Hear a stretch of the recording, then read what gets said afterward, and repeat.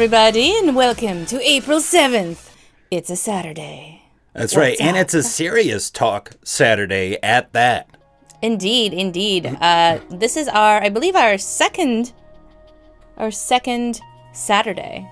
So hopefully everybody is enjoying their weekend, hanging out with us on our talk show. If you're listening to us on Podbean, iTunes, Stitcher FM, wherever you find our podcast, feel free to join us every Saturday at 1 p.m. Pacific Daylight Time on Twitch. That's right, we're on Twitch, twitch.tv/MindMineTV, and you can actually talk to us live. That's right, we love to have a conversation in chat with everyone and really get to the nitty-gritty of all the details of every single topic that we talk about.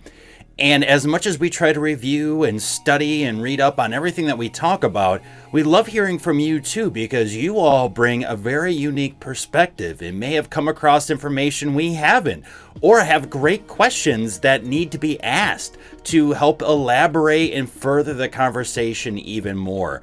And so with that, you help enrich this live show every single week. So again, if you're listening to us on a podcast, make sure to subscribe as well as review us. Let us know, and that way more people will be able to see it because of those actions being taken. And then we can grow the community even further and have even more enriched conversation. Because that's the ideal goal, right? It's about talking about everything from the left brain to the right brain, having these open conversations. And, you know, again, sometimes it's not clear black and white. There's a lot of gray to discuss. Sometimes, too, there is no clear destination, but it's about talking about the journey that will help us maybe all get to said destination. And that's what's really important about so many of these topics.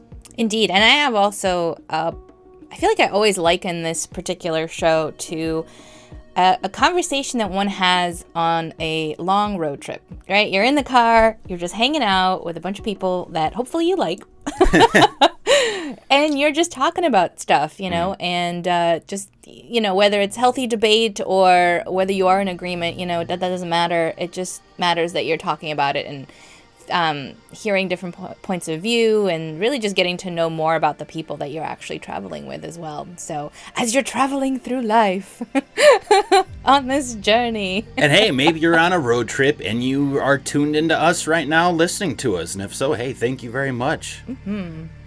But yeah, we'd like to thank everyone who's in chat today, who's either lurking or working or currently chatting. And we thank you all very much for joining us today. Again, if you are new to this conversation live, we do try to take questions and comments and bring them up. But again, you know, we get really into the discussions and sometimes there's points we really have to hit on before we dive right into the chat. So please bear with if we don't get to your question or statement right away. And if anything, if we do miss it for whatever reason, please make sure to repeat it later on in chat, and we'll make sure to come across it and bring it up in the discussion as well. Indeed. And speaking of discussions, what are we talking about today? So we have 4 really intriguing conversations. Some are very pertinent to right now, and some are just pertinent all the time. And that's what I really love about our discussions too, is the fact that some, you know, have just happened, and other times the topics are things that are being widely discussed. And, you know, we're just trying to help further the progression of that conversation as well. So the 4 core topics we have today is sexualization of characters in video games, both male and female. What exactly does that mean? What is the impact on our psychology and the impact on games overall? Why is it utilized? You know, for instance, we play these RPGs or these role-playing games, and there's so many of these fantasy games where, you know, a man can get a full breastplate and it's massive and looks, you know, frightening as all get out, and it's like 100 armor. But yet the same woman will put on the same breastplate and it looks like a bra from Victoria's Secret and has 100 armor. It does have spikes.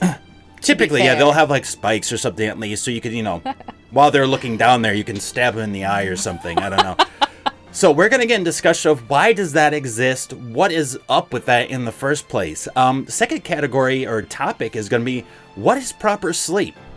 Especially here on Twitch, we see so many streamers who are like, I'm going to do a 24-hour stream straight. I'm going to do a 48-hour stream. well, what does the lack of sleep actually, how does it impact our body? What is the issue with not getting enough sleep? And how should we actually be sleeping? There are actually people out there debating this right now, going, what is proper sleep? How do you get a sleep schedule going? Thirdly is killer robots from South Korea.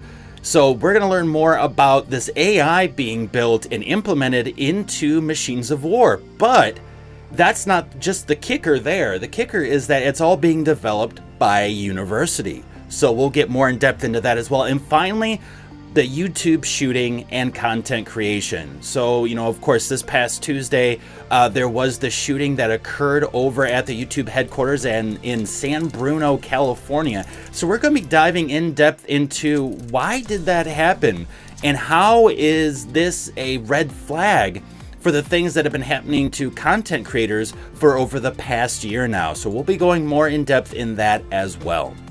It's exciting stuff today.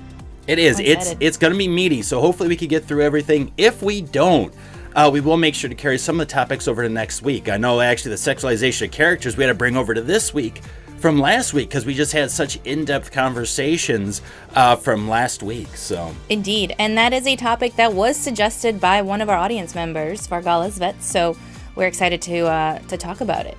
Exactly. As well on our show. If you do have any topics that you would like us to discuss or you wanted to discuss with us, by all means, feel free to contact us. You can either send us a message right through from our website, MindMinePod.com, or of course you can reach out to us on Twitch, send a whisper our way, or if you are in our Discord, by all means, let us know in the talk show channel, and we'd love to talk about the topics that you want to hear about, because that's what we're here for.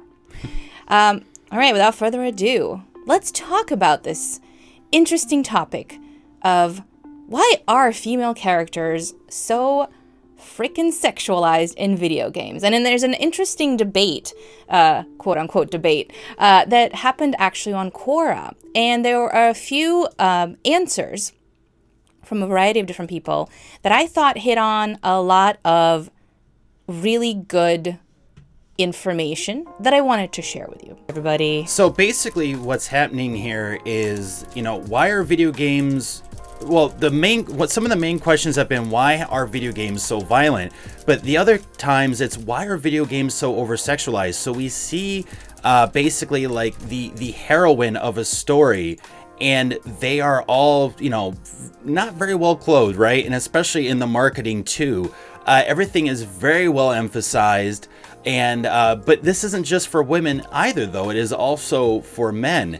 And so there's this huge debate that went up on Quora trying to break this down on why does this exist? What is the point of all of this? And we want to read some of the excerpts from that debate because we think that there are some fabulous points in here. And if those in chat also agree or disagree, feel free to share your thoughts as well. So Al Nelson, who's a game producer, just reading an excerpt of what he said, this question, like the similar question of why are video games so often violent, is answered by the fact that games are not linear narratives. They are behavioral science in motion that triggers neurotransmitters. So basically, games work best when they tickle the systems in your brain associated with fight or flight, feed and breed, rest and digest. These are not TV shows, and they're not made for children usually.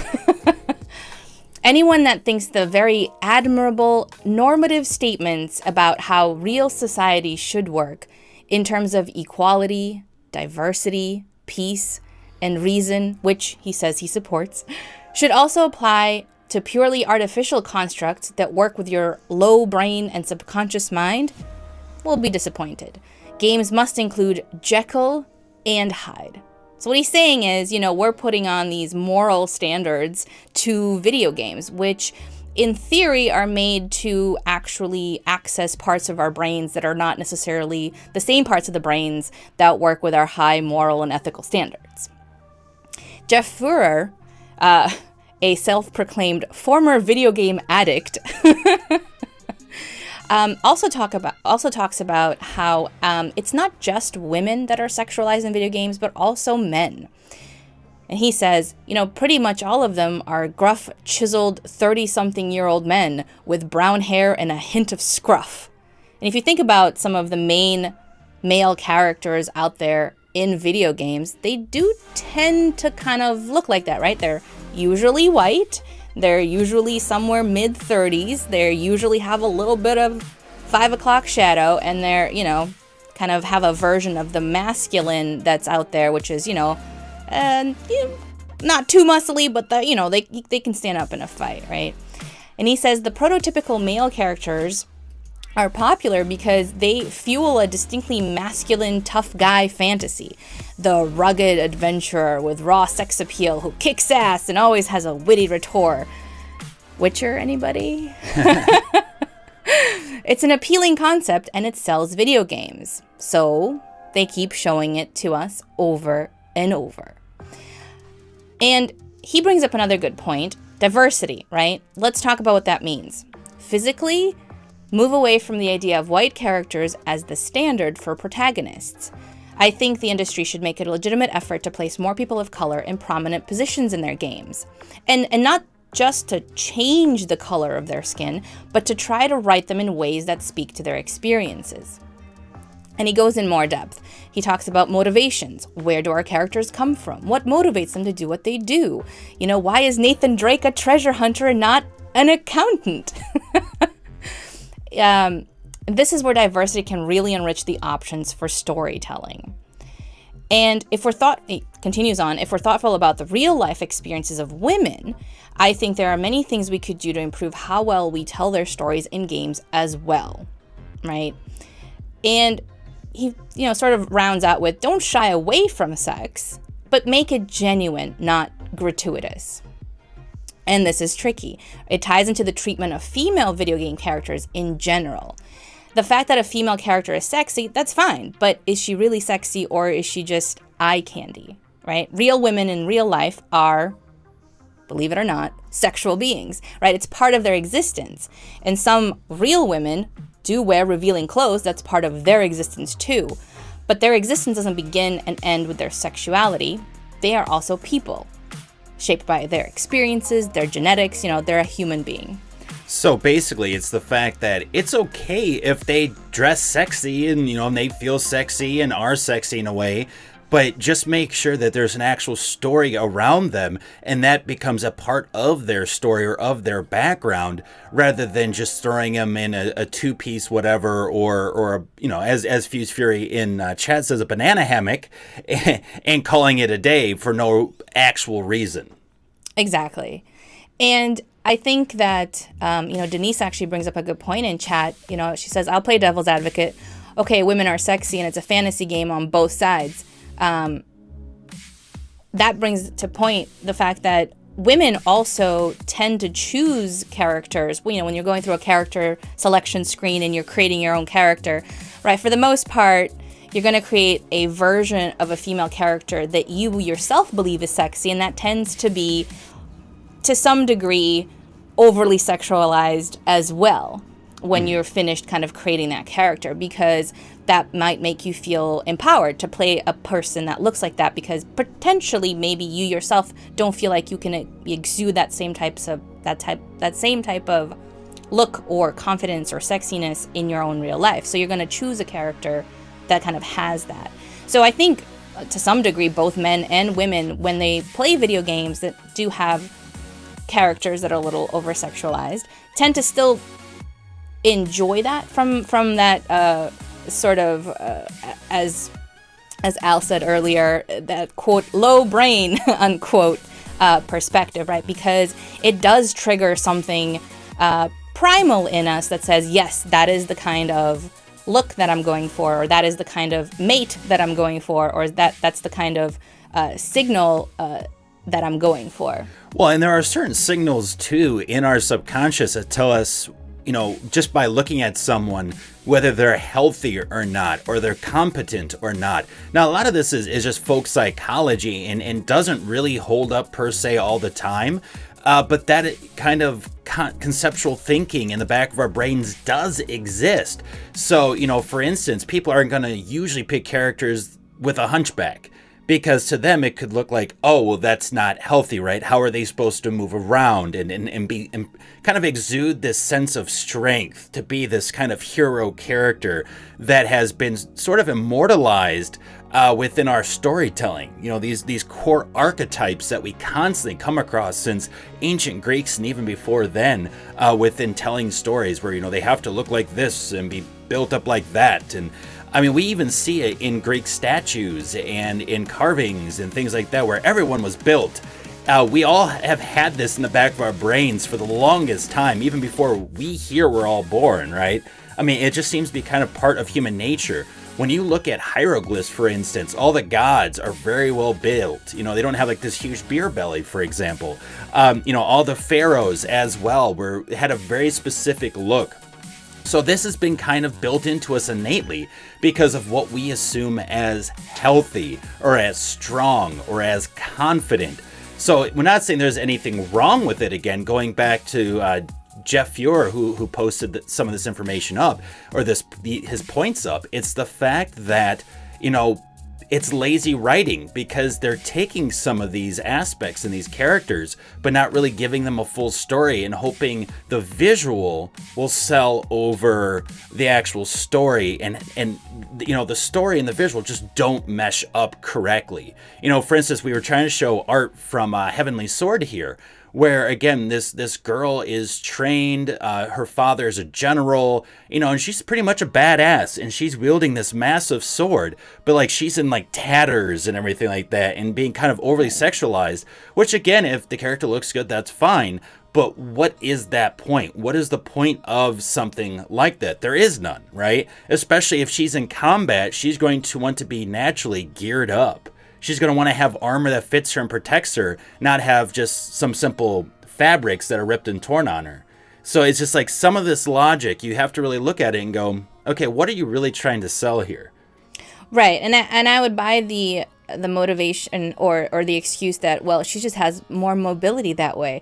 Have you seen her hair? She would get like tangled up in that crap. Like there's too much hair going on there. Like either cut it off or put it in a ponytail and bun and something like that, and keep it together, But when she's fighting, that's part of her whole character animation is, her hair's flying everywhere. Like there's this red, flying across the screen, and it does, it's nice to look at in a way that you're not going to see that in real life ever.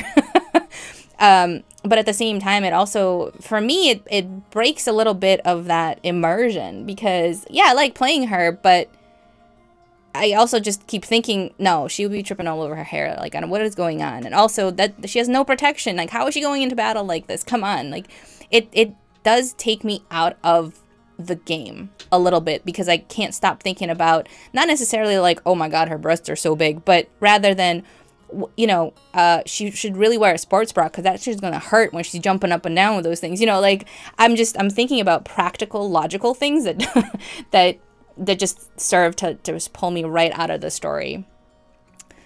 And a lot of this too is what's considered fan service, which again, my Japanese is going to be horrible here, but there's an actual term in Japanese, which is, I believe, sabisu kato. Basically means is material in a work of fiction or in a fictional series which is intentionally added to please the audience. So really what is being done here is that, they know that people are going to buy this stuff. They see certain images that attracts them, and they will get pulled into it. Again, we could see this in action games too, a lot, where they sell a lot of the action within the trailers and go, oh, look at all this stuff you can blow up and shoot and da-da-da-da. And when you get in there, maybe you can do all that, but then you realize there's absolutely no story. There's no sense of competitiveness in the game, maybe, or there's no sense of like survival and it being really difficult. And so, we get easily fooled by a lot of this fan service that's going on. Indeed. And, do these game developers have a responsibility to their players to kind of, protect them from themselves? In a way. I know we've talked about before companies making products without real regard to their users. They just want to make a profit, right? And yes, this is entertainment. This is entertainment that exists for entertainment's sake, right? And another gentleman on the Quora debate, Jonathan Gershon, talks about that appealing through morality alone, trying to get a mass of people to think about things the way you think about them, misses the point entirely. Moral righteousness is a secondary quality of making money, not a primary one, right? Entertainment exists for entertainment's sake, which means that morality must be sold as something that fundamentally allows for better entertainment, but it doesn't mean that it needs to be there for entertainment. Mm-hmm. Right? So companies, looking at game developers and saying, oh, you should really not do this. It's like, yeah, but it sells, right? So if we actually wanted to change this, we have to, vote with our wallets, as they say, and actually buy games that basically represent what your moral compass drives you toward. So for instance, if you hate loot boxes, you absolutely loathe them, then don't buy games with loot boxes in them. Because again, they're going to look at it, these developers or these publishers, they're going to look at it and go, well, people are buying it. And again, looking at supply and demand, if we see that there's a demand because we're supplying a little and that demand seems to outdo the supply, then we're going to supply even bigger numbers in the future, and we're going to keep growing it and keep growing it and keep growing it. So I guess that one of the core things out of this discussion too is that if you disagree with this sort of over-sexualization of characters, don't buy the games, don't play them. And even if you want to, voice your opinion to the developers and to the publishers. That's totally fair.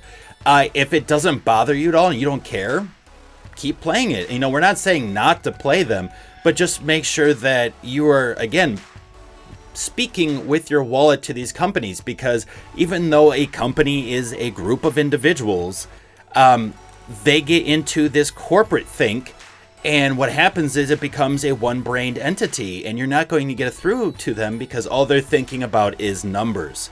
How much is this going to cost me? How much money am I going to make? How much money can we make in the next 5 years? What's our quarterly? What's our annual? Numbers. And that's all investors care about too, who really hold the strings of these different corporations. So again, if you don't agree with it, don't buy it. Voice your opinion out there.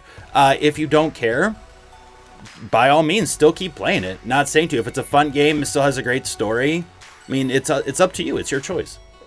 Which is interesting because I feel like, and I could be wrong here, and if you guys know of any games that contradict what I'm about to say, please let me know. But typically a lot of these games that do play more on our base instincts, right, our quote animal brains unquote, tend to some degree put storyline as a secondary thing, and they have the visuals and sort of the visceral triggers much more prominent, right? Like horror films, right? Like there's a storyline there, sure, but it's less about the storyline and it's more about that incentive to make you get your adrenaline pumping and have this sort of visceral reaction to what's going on, to the visual, to the auditory, more so than, sitting there and thinking wow, the way that villain opened the door was just really fascinating. If I had a chainsaw in one hand, I would also struggle to open the door with it, and I'd have to probably just kick it down. That's a good storyline right there, right? And there's obviously games that focus more on the storyline tend to not have as many just visceral aspects, right? Like visual, the kind of the quick sketches of a stereotype that will instantly and visually convey information, right? They'll actually have a longer storyline and a more intricate gaming mechanism to get the points across. For example, things like Horizon Zero Dawn or Mass Effect, right? Where you could technically also be a woman, even though you essentially had the same lines and everything else as the dude, but that was okay because it still sort of fit. It was to some degree androgynous enough where they could just slap a skin of a female on the main character and you were good to go. But the storyline is sort of what pulled everybody in, right? Like, you weren't necessarily playing those games or coming back to play those games because of the visual, in terms of the characters being overly sexual. Mm-hmm. And the visuals are pretty good either way overall for the game, but not in terms of that. And talking about sexualization in games, actually, Crazy Doc in chat has a very funny point. Of course, anything that's scantily clad, it's 100% sexiness, so it distracts the enemy, thus making them easily defeatable.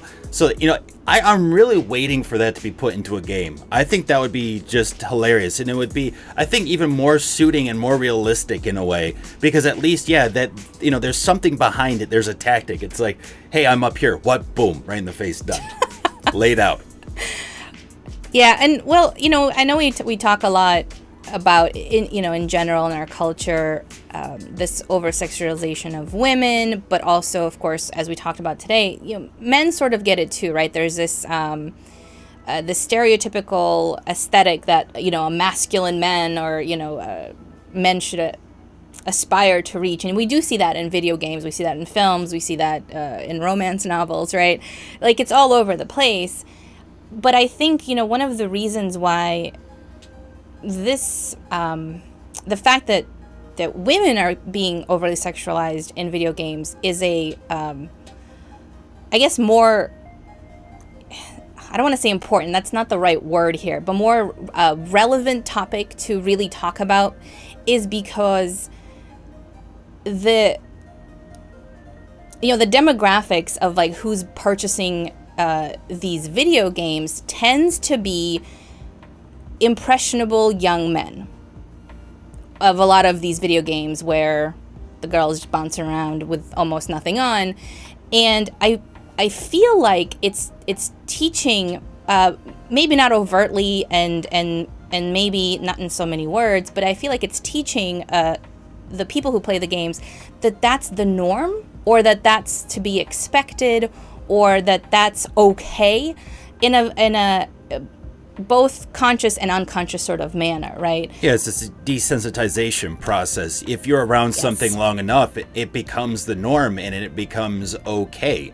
And I think that's where the debate comes in, where a lot of these people have grown up with these video games, especially from like China, Japan, and Korea, where again, they look at it and they go, well, I don't see a problem with it. Like, get over it. It's not an issue. Get over it. Because it's been built in over time. I'm sure as a little kid, they were like giggling like little schoolgirls about it. And then as they've grown up with it, it's just like, no, that's just the way it is. But yeah, and that can bleed over that thinking or those expectations into other parts of people's lives. Again, it does have a larger psychological impact. Exactly. And speaking of, right, let's like we have a clip actually from we were telling a story about, we were watching somebody play Nier Automata, and it was a little kid, it was a little boy, and he was talking about how he just wanted to see butt, and so he was trying to make the character like flip over so that her skirt would flip over, and it's just like, I'm watching that thinking to myself, like, like you were mentioning, like, yeah, I feel like I've been desensitized to all of that, and I look at it and I'm like, whatever, like, it's boobs, like, I see them every day, what the big deal is.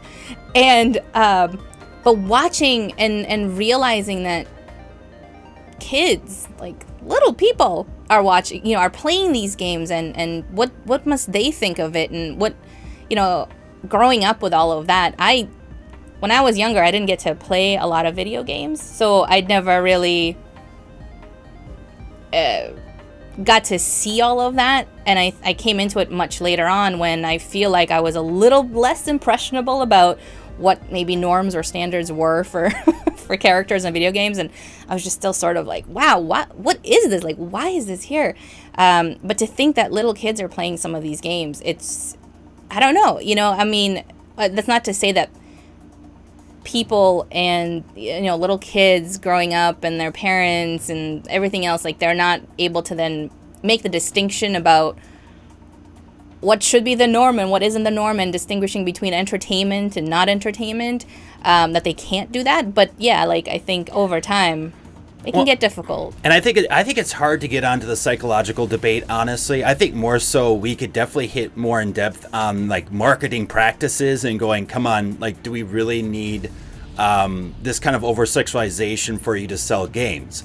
But, you know, it's really tough to try to say, well, what is the actual psychological impact? Because you could also put that into the debate about the violence in video games. Do violent video games create violent people? Then they go on mass shooting sprees. And most of the time, people are saying, well, no. And research has proven and said, well, no. Just because they see the actions and do the actions does not mean they're going to be doing it in real life, or that dictates what kind of individual that person is, especially if they can separate themselves as a real, tangible human being in comparison to a bunch of code that then gets visually put together on our screen. So, you know, again, that psychological debate also falls into this of like, okay, well, they could see the over-sexualization of female characters, but does that actually have this negative psychological impact? And I can't say, you know, I haven't done any research on it. I'm not a psychologist, so I could not say. I'm sure if we, you know, dive deeper into it, there might be some things that pop up. Though I do also personally feel like this is something that's not really looked at as much in the sense of research. Definitely the violence bit, because it does have a severe negative impact overall, and people always try to scapegoat it. But it is hard to say, because I don't feel like there's anyone scapegoating games over-sexualization because of a rape, for example, or something else very traumatic and horrible happening, because of the sense of like, these are what women or men are supposed to look like and thus be, and they are for my own personal pleasure. You know what I mean? So it to me, it seems difficult to try to get into that and say for sure this is what this is going to cause, because again, going back to violence in video games, violence in real life. But I think overall, do we need the marketing, and do we need it constantly pushed in every single cutscene or every single bit of the action that's in the game? I personally say no. I mean, I think to some respects, too, it gets a little ridiculous. There are times in Metal Gear Solid, actually. I can't remember if it's Metal Gear Solid 3 or pretty much all of them.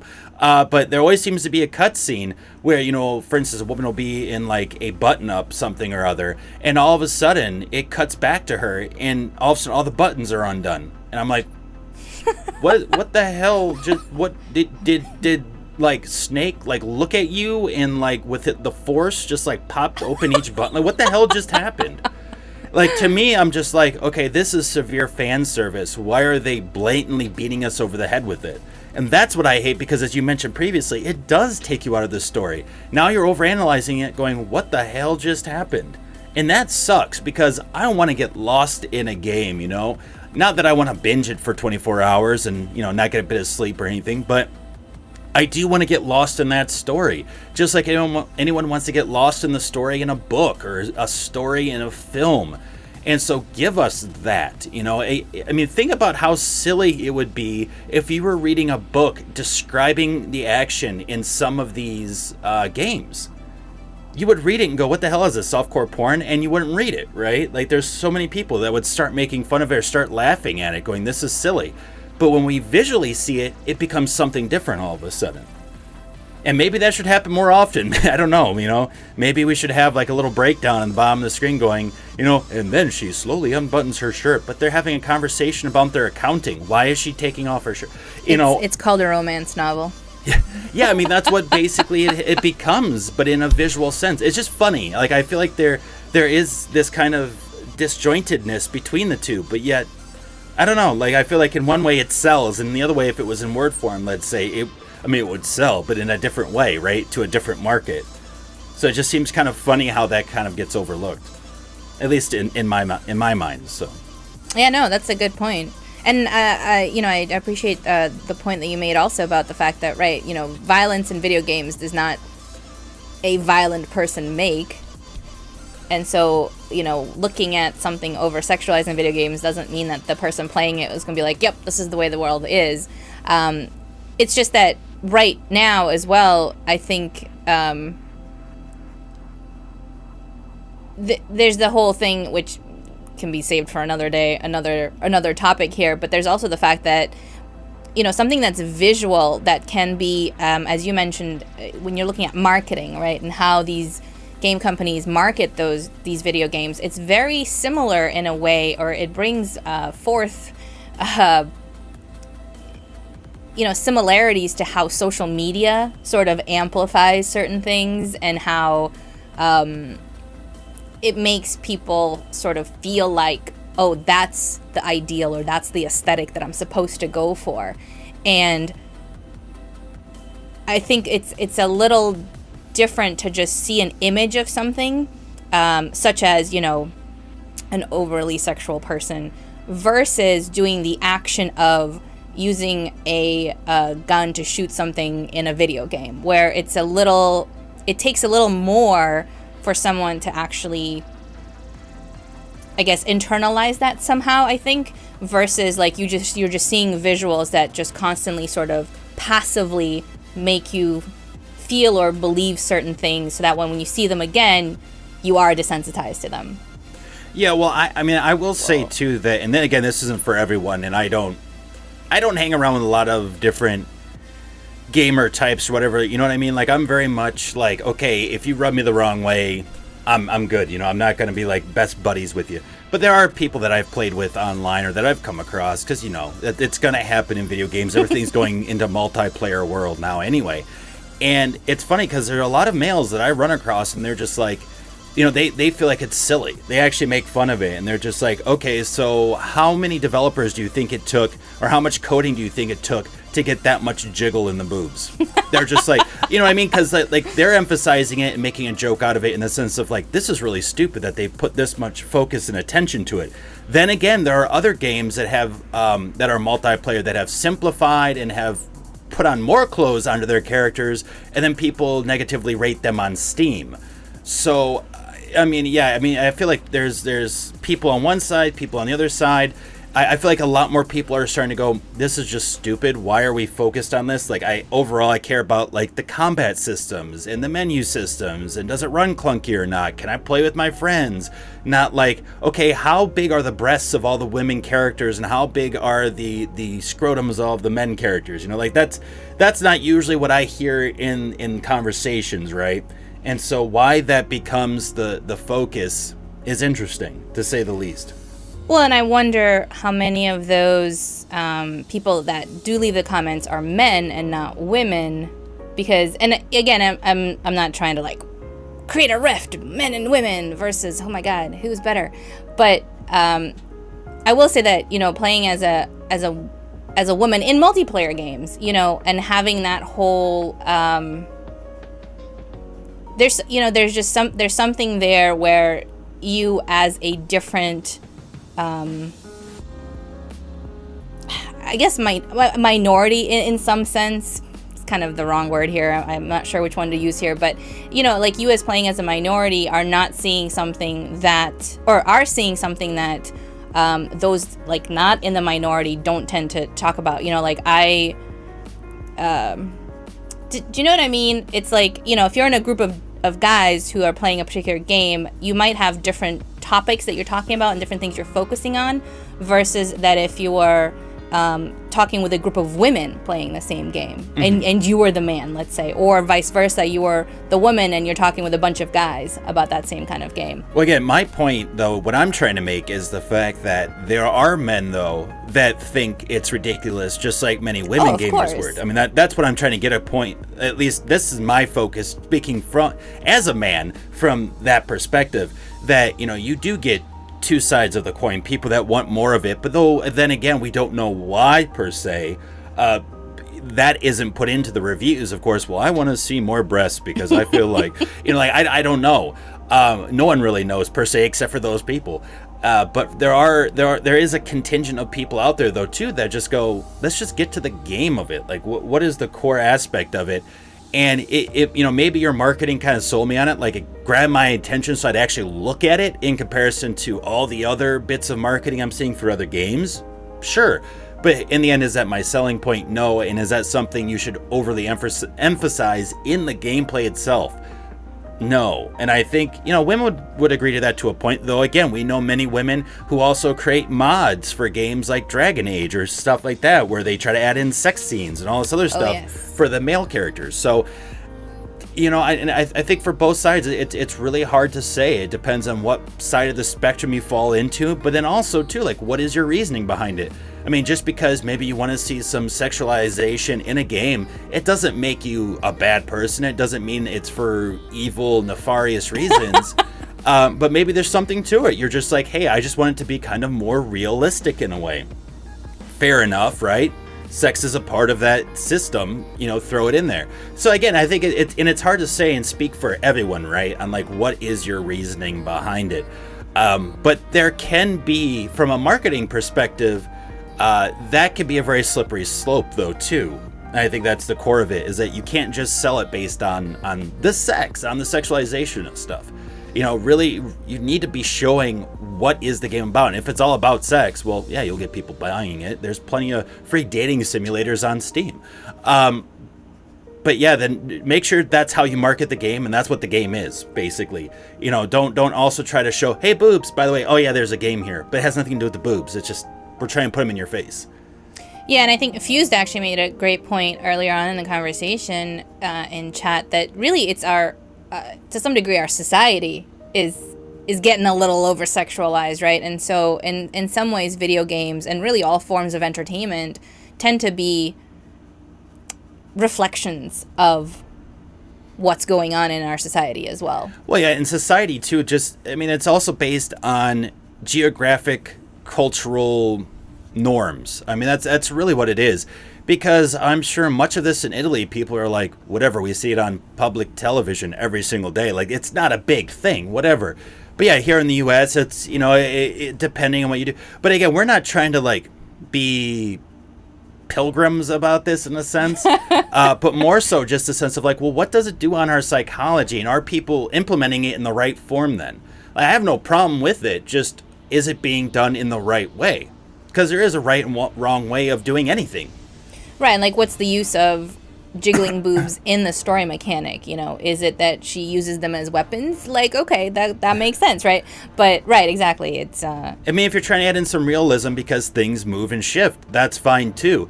But as soon as you have women's breasts all of a sudden hitting the floor, coming back up. Dear God. Which in some of these Korean games and Chinese games and stuff, it pretty much is like that's the most movement you see on any character, and I'm like, what in the hell is going on here? Gravity is rough. Gravity sucks for these characters, man. And also, Fused Fury says the lusty Argonian from Skyrim, which is a book that was created within that game, is a fictional book and is much better than 50 Shades of Grey. I know this isn't on topic. I just feel that it's a statement that needs to be made. And that's why I just read that, because I felt like it was a statement that needed to be made too. And I completely agree. 100%. I have actually read part of The Lusty Argonian. It was much better than 50 Shades. And, it's interesting, too, because what if they had video games and they did a sense of, like, sexualized marketing, which they did. They had sexualized marketing. They show women on bikes trying to sell a bike, and they show a little leg. Like, what if there were video games out in, like, the 16 or 1700s? Because, basically, they would be, like, fully dressed and just showing a little bit of ankle. And that would be like, oh, my God. It would be like the show Harlots on Hulu. That's what it would be like. Yeah, it's just a little bit of leg, a little bit of calf. Oh my God. Well, and all the boobs. Like up here, like in your neck. So, it's all really cultural and based on time period. I mean, so many things have changed over time in what is considered sexualized anyway. True. And it's really hard to say because there are still so many cultures that vary that it's tough to say, well, what is the right way or the right determination to say, okay, this crosses the line and is too much. And I think that's tough too, and where a lot of people are lost in that, where it's like, well, it's acceptable here, but not acceptable there, and, what is right, what is wrong, and... Well, and you brought up a good point too about the U.S., it was, founded by Puritans, right? So they were a little bit prudish, I would say, I guess, maybe if that's the word to use. But I wonder what other countries, what do other countries feel about some of these games? As I definitely, yeah, when I traveled to Romania, I mean, there was just porn at night on TV, like no biggie, like you just watch it. It wasn't, pay-per-view. It wasn't like hidden, it was just there. And I found it shocking at the tender age of 15. Like, holy shit, what is this? What did I just stumble on? And my grandma was like, yeah, no, it just happened. What the big deal is, right? And I feel like, right, in the US, it's like, oh my God, we're seeing all of this stuff. Yeah, and it's like, well, how much of it is the imagery that's actually offensive, and how much is it just kind of the way of thinking? Is it that maybe our way of thinking within our culture and the Western culture is a little behind? Or is it the fact that this is overstepping boundaries because of, again, some actual core psychological issues that it could create? And again, it's hard to say because, over-sexualization of marketing has been happening for decades. Again, this is nothing new, folks. Right. Look it up. Look up advertising from bike companies back in the day, 1920s, 1910s, 1800s. You're going to see plenty, okay? But again, though, when it comes to video games specifically, because you're so drawn into the world, because you visually see stuff, you hear stuff, in a way you can kind of feel stuff too if you have a console, because with the controllers they vibrate and stuff, so you're feeling like impact and action. You're seeing it, you're hearing it.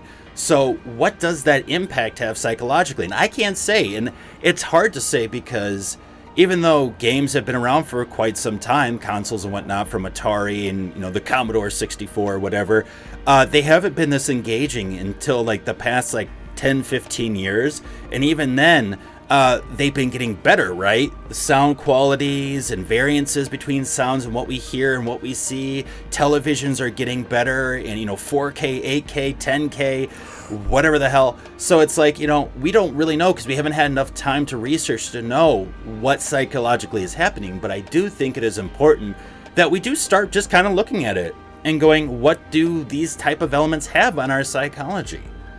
Is it something bad? Because great, let's avoid that. We have enough crazy people in the world as is. Let's not add on and train them to be crazy, So that would be my concern. But overall, it is hard to say. This is like one of those gray areas where we could say, well, no, I don't agree with it. But at the same time, is it my way of thinking, or is it actually psychologically based in something? Or, what is going on here? What is? And it's hard to say because people have different perspectives on it too. Yeah, I would just say, hey, if you're a game developer, just make sure you have a good game. Good writing. Don't skip on the writing. Yeah. Yes, visuals are great. Don't get us wrong. Oh, of course. But there have been games that were indie games that have gotten such a huge cult following and didn't have the crazy graphics and everything like that, but yet they were well respected and well played. So, you look at stuff like FTL, Faster Than Light, which is a game that's been out for quite some time, had a tremendous amount of hype for the game. Tons of people streaming it and playing it. No sex involved. Fallout Shelter actually has been a huge success on the mobile device and also through Steam. No sex on that, basic graphics, nothing like astounding, blowing, my eyeballs out or anything. Now, mind you, Fallout Shelter's from Bethesda, but, I'm sure Bethesda has actually outsourced it to another company to kind of run most of it. So, there are plenty of games out there, whether big or small, that have done well without over-exaggerating anything, and just because it was the mechanics and the story. Those are the two core things. You skip out on one or the other, you're going to lose money. And you can't over-rely on your marketing hoping to save your game, because that's not going to happen. Yeah, people will buy it, but are they going to buy anything in the future from you? Potentially not. Are they going to buy DLCs for the piece of shit game that they don't want to play? Probably not. So yeah, you may have gotten their initial money, but you got to think long term. They're not going to keep buying it. And as soon as those reviews hit, guess what? Those sales are going to shrivel. And that's usually how it works out. Now, we're talking about the sense of our cultural ways and our thinking, but what about the physical, not just the mental, but the physical of how we run ourselves, how we maintain ourselves? So it's assumed actually on our next topic that humans used to sleep in 2 shifts, and maybe we should do it again.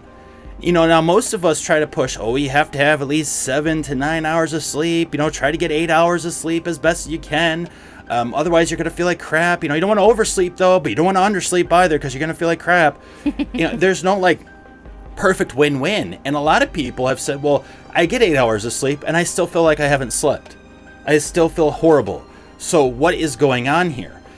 Well, it seems like a third of the population have had trouble sleeping, including maintaining sleep. So, with this evidence, it's suggesting that maybe periods of wakefulness overall, separating that 8 hours of perfect sleep, is actually a good thing. There are multiple accounts of segmented sleep from medical texts, court records, and diaries within our history. And even African and South African tribes have references for first and second sleep, meaning that they do segment it into 2 sections, that is bimodal. So anthropologists have found evidence during pre-industrial Europe even of this bimodal sleeping. During a waking period, so they would sleep for 3-4 hours, have this waking period of, again, 1 to 4 hours of alertness. And during that time, they would go for a walk, they would sew, chop wood, read. This was very common, evidently, during the pioneering age.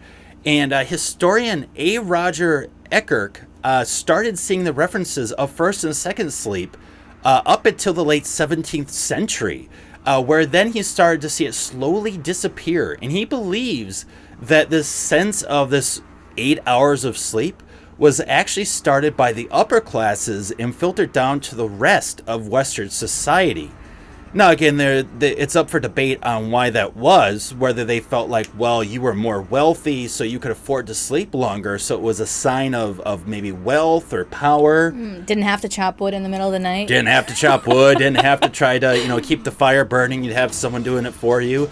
So, there are some potentials of that, right? Of just a sort of a sign of power, if you will. There are actually many tribes, especially in Africa, where their sign of power is having a big belly, because that means that they have plenty of food. They're not starving to death, which means that they then have power, because to them, food is power. So maybe in this way, by showing off different ways of your wealth, also showed a sense of power. And interestingly enough, the appearance of insomnia, which again many people now suffer from, has been found in literature and began to appear really around the same time the split sleep concept started to disappear. And what the belief is then is that because society has such unnecessary pressure on individuals to maintain a continuous amount of sleep, that this adds on anxiety and perpetuates insomnia. Which I'll tell you what, when I was younger in college and in high school and stuff, it was all about okay, you have to get your 8 hours of sleep, and you should really go to bed now because then you have to wake up, and if you don't wake up at this time and you oversleep, you're going to miss out, you're not going to attend class on time, or you're going to feel exhausted tomorrow. Yeah, it does make your body go through this sort of fight or flight mode in a way, this anxiousness, and that actually used to just keep me up. So now I've gotten to the point where I'm like, well, I don't care if I have to wake up at 6 a.m. or 7 a.m. or 8 a.m. I'm going to go to sleep when I feel tired. Because if I don't, I'm just going to be up all night because I know the way my brain works. And I'm just going to be stressed out thinking about, okay, I need to sleep. Why am I not sleeping? I should be sleeping right now. Why am I not sleeping? I need to sleep right now. Oh, look, hey, that could be like a dream, but it's not a dream because I'm not asleep. Why am I not asleep? I don't know what... It only perpetuates or adds fuel to the fire. It doesn't actually help you fall asleep, right? So they're saying that, because of this break in the scheduling and trying to clump it all together, not only could it cause actual physical problems for us, but also on top of that, add additional undue stress, which then causes us to not sleep at all. And interesting too, the less traumatic forms of Bi-phasic sleep, there's plenty of terms for this, are evident in cultures that take afternoon siestas. So for instance, Mexico, Central America, South America, there are plenty of countries where they will have an afternoon siesta. You take a couple hours off, you go home, you take a nap, you come back fully refreshed. Again, the mind cleared and you can jump back into it. Now, unfortunately, though, not every culture's on top of that, so, you kind of have to do what the culture dictates to a point. Now, they say that a benefit of a split sleep schedule is that you have 2 periods of increased activity, creativity, and alertness across the board, rather than having one long waking period where sleepiness builds up. So basically what they're saying is don't run the engine of your car all day, turn it off for a bit, let it rest, and then turn it back on when you need to go again. And we do this with machines all the time. We do it with lights. We do it with so many different things. If you're not using the computer, just turn it off, let it down cycle, and then turn it back on when you need, so on and so forth.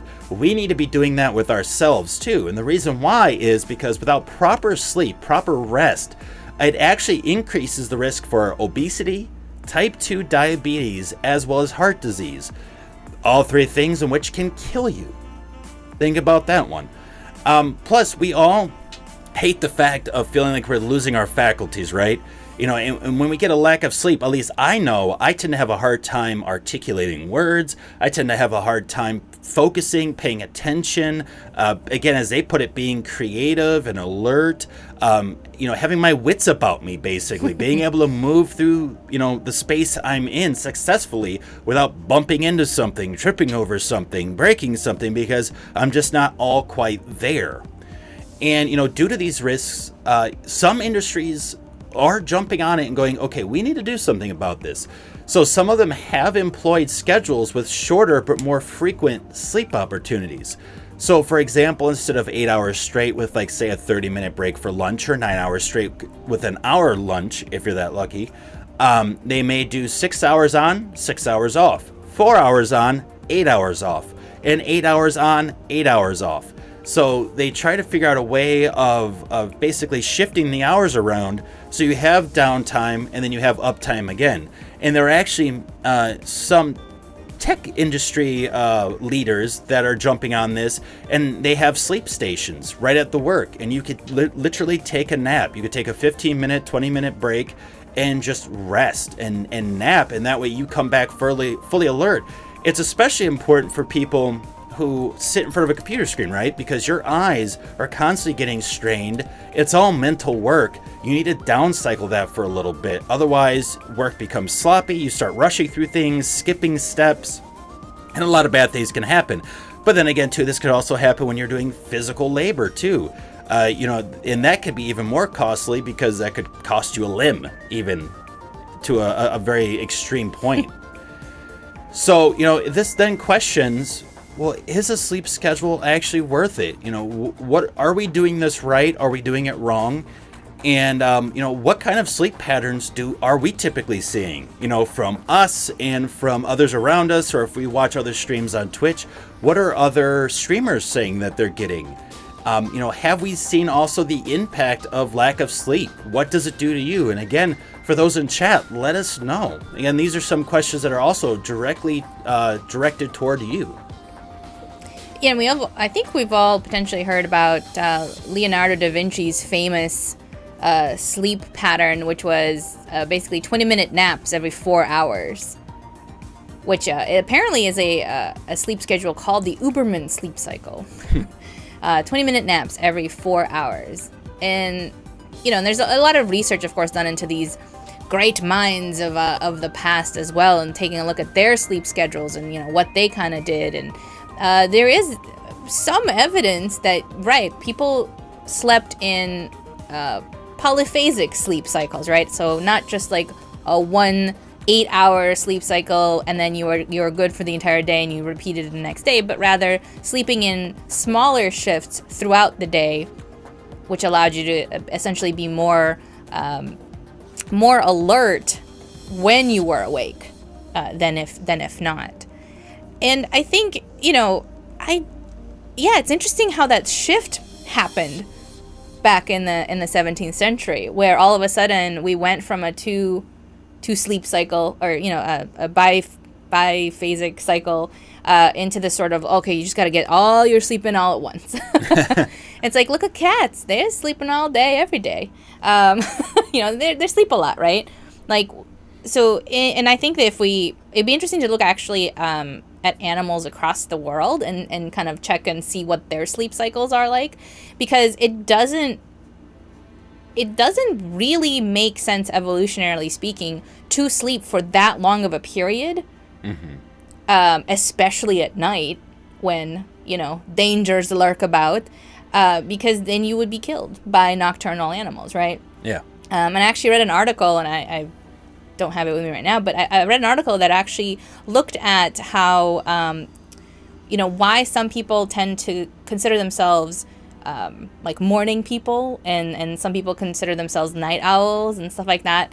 And they actually found evidence that, well, in tribes, you didn't want the whole, way back when, you didn't want the whole tribe to be asleep at the same time for exactly that same reason. Well, what if predators came and killed you while you were sleeping, right? You had to have some people who were up and about doing things and alert, and then the other part of the tribe would be sleeping, and then their roles would get reversed later on in the daytime. And that makes sense. Evolutionarily speaking, that totally makes sense, right? And it's fascinating that there was this switch where all of a sudden, most of the, at least Western civilization, I guess, does this whole, well, just get your 8 hours of sleep at night, go to work for another 5,000 hours, and then come back and go back to sleep, right? It's interesting. Well, and it's tough, right? Because what you're saying is that, okay, my body has this massive battery inside of me, and therefore does not need breaks for the next, 16 hours, basically, right? Because many people like to wake up, give themselves a few hours to wake up, run to work, come back home, then they're still doing errands, stuff around the house, taking care of the kids, and what have you. So it's not even just 8 hours of work, go home and sleep, right? There's always like these extra buffer hours before and after work. And so you're expected to try to run that long without any sort of rest, without actually sleeping or napping. That does seem kind of crazy when you really look at it. Even our phones can't do it. Even our phones can't do it. Shit, man. If you had the screen on for that long, doing stuff to it, that battery would be dead in 4 hours, if you were lucky. Oh, yeah. Well, and Crazy Doc, by the way, mentioned something very interesting as well in chat. Let's see here. Some literature suggests that being awake for 24 hours straight decreases your reaction time to the equivalent of having a blood alcohol content level above the legal driving limit. So basically, yeah, your reactions, how you're thinking, everything is slowed down, your motor skills and everything. And so you can't react or function as well. And it's really like you're drunk. At that point, you might as well just be at the bar drinking. I mean, at least have some fun while being awake. That's all I'm saying. Jeez. And let's see here. Do you prefer the kind of schedule to 8 hours a day, 5 days a week? Some people in chat, like Denise, are saying I actually prefer 8 hours. And it really depends, too. Like, I know for me, for instance, that I start getting tired and want to fall asleep usually around, like, say, 12 o'clock at night. And then I'm usually up about 8 or 9. But at the same time, if I ever, for whatever reason, have insomnia, can't sleep, or, I'll fall asleep maybe for a couple hours, I usually get a second wind, I've found, personally, between the hours of, like, 2 a.m. and, like, 4 a.m., and for whatever reason, it just seems like the most peaceful and nice, and I actually feel pretty good if I'm awake at that point in time. And then all of a sudden 4 or 5 o'clock hits, and I get exhausted again, and it just hits me like a ton of bricks. And then by that point in time, I usually can pretty much fall back to sleep. So I'm wondering if a part of that, because I innately kind of feel that shift, I wonder if that is a part of that, split cycle sleeping, where it is a part of us innately in some point or fashion. Or even for people where they are sleeping 8 hours, but there are certain points anyway in their sleep where they don't sleep as well. Typically it's been noted and tracked that most people have a certain set of hours where they are sleeping the lightest. Now they're still asleep, but it is super light, so it's almost like they're napping, if that. Right, like the REM cycle, really the full cycle only lasts, I think, about 2 or 3 hours, but, you're sort of half sleeping, half not really, and then you're in deep sleep, and then you're out of it for a little bit, and then you're going back to deep sleep. But after a while, like, you don't keep going back into deep sleep. So it does make sense that we would have just shorter sleeping schedules, and like, let's say 4 hours, because that would get us our REM sleep perfectly in there. And I feel like if we were meant to sleep longer, our REM, our deep sleep would be even longer, but it's not. Mm-hmm. So that is interesting. Evolutionarily speaking, it seems like we were made to sleep less more frequently throughout the day. And if people think, well, getting 8 hours is more effective, maybe more efficient or something, maybe it's not, though. Again, if you get 4 hours of sleep, you wake up and you feel really refreshed, you probably are doing a lot more work a lot quicker and able to function better than if you get 8 hours and you feel groggy. And I'm talking about people who get 8 hours and they feel groggy, they still feel tired, sluggish, and it takes them like 4 hours to fully wake up. And so at that point, you're not really doing a whole heck of a lot. So, for some people, it might actually work. For others, it might not, whether it's just because over time it's been built into our systems or something different, maybe different cultural shifts. So there was a bulk of people or tribes that did do the split sleeping, and there was another bulk or subsection of groups that didn't. Yeah, in Romania, I remember that in school, you went to school and then you got home early on and you were actually encouraged to go to sleep. And I feel like in America, you're encouraged to do extracurricular activities and stay at school and, just like kind of power through, if you will. Mm-hmm. Like you're exhausted from the day, but whatever, kid, like you need to overachieve. You go do more things and go do sports. And then when you get home, then do some homework, right? And in Romania, it wasn't like that. And maybe it is like that now. I have no idea. But back then, you got off of school, you went home, and you napped for a good hour or two. And I remember coming here, and here there's recess and stuff sort of in the middle of the day, but you're not really allowed to nap, really, right? I mean, unless you're really, really young, I guess there's nap time. But, in school, middle school, high school, there's kind of breaks throughout the day a little bit, but there's no okay, everybody go take a nap. And then you have to stay around and do more stuff, right? Mm-hmm. And kind of fill your day with things. Or at least that's one ideal, right? Right. And I'm not sure, again, with the working, how work was in Romania. I was a small child when I left. But, I feel like here in the U.S., it's very much how much can you fit in your day? So it's there's no time for napping. So you have to get all your sleep in, right? Before you start your day. Because once you started, you're going for hours and hours. And you can't just nap, right? But I used to come home from work, and even here, I got home around let's say 6 or so. I would nap for an hour because I'd be exhausted from the day. And then I would be up until 1, 2 a.m. And then I would sleep for a little bit and I'd be exhausted again in the morning. And it just felt like just this never ending cycle. Well, and, I really do wonder how much of this is based on industrialization. I think this hints toward a bit of that, too. And it says that a lot of the split schedule sleeping was pre-industrial. So, you hit the Industrial Revolution, big businesses are growing rapidly, competition is high to get resources, to manufacture and to push out products. And so with that, how much of it was the demand of companies onto individuals, onto employees, onto workers, and how much of it too was based on the marketing they would push on those individuals, from the Rockefellers and on, pushing their employees to go, hey, in order to be a fully functional, person within society, you must be working these hours. You must work hard. And, because I feel like a lot of this was built from businesses to help secure talent, to help secure people to work for them and to keep working for them without complaint. And so they kind of market this sense of what it means to be the right employee or the right, contributing member of society. And I feel like ever since then, that marketing has kind of shed away and we've forgotten about it, but it's still innately built into our philosophies because of how much it was pushed earlier on. Yeah, that's a good point. And it's ironic in a way, because if they just allowed those people to nap for a little bit, they would be even more productive when they woke up. Oh, it's true. And what's ironic, too, is that some of these industries now are outsourcing to companies where they do have siestas and things like that. And yet they would never do it themselves here in the U.S., for example. But yet when they outsource, they do it to some of these cultures where they do take these breaks. It's just kind of funny, or it's kind of ironic in a way that they're relying on a company in a culture that does that when they wouldn't do it themselves. Yeah. there's some other research that's kind of pointing to the fact that we also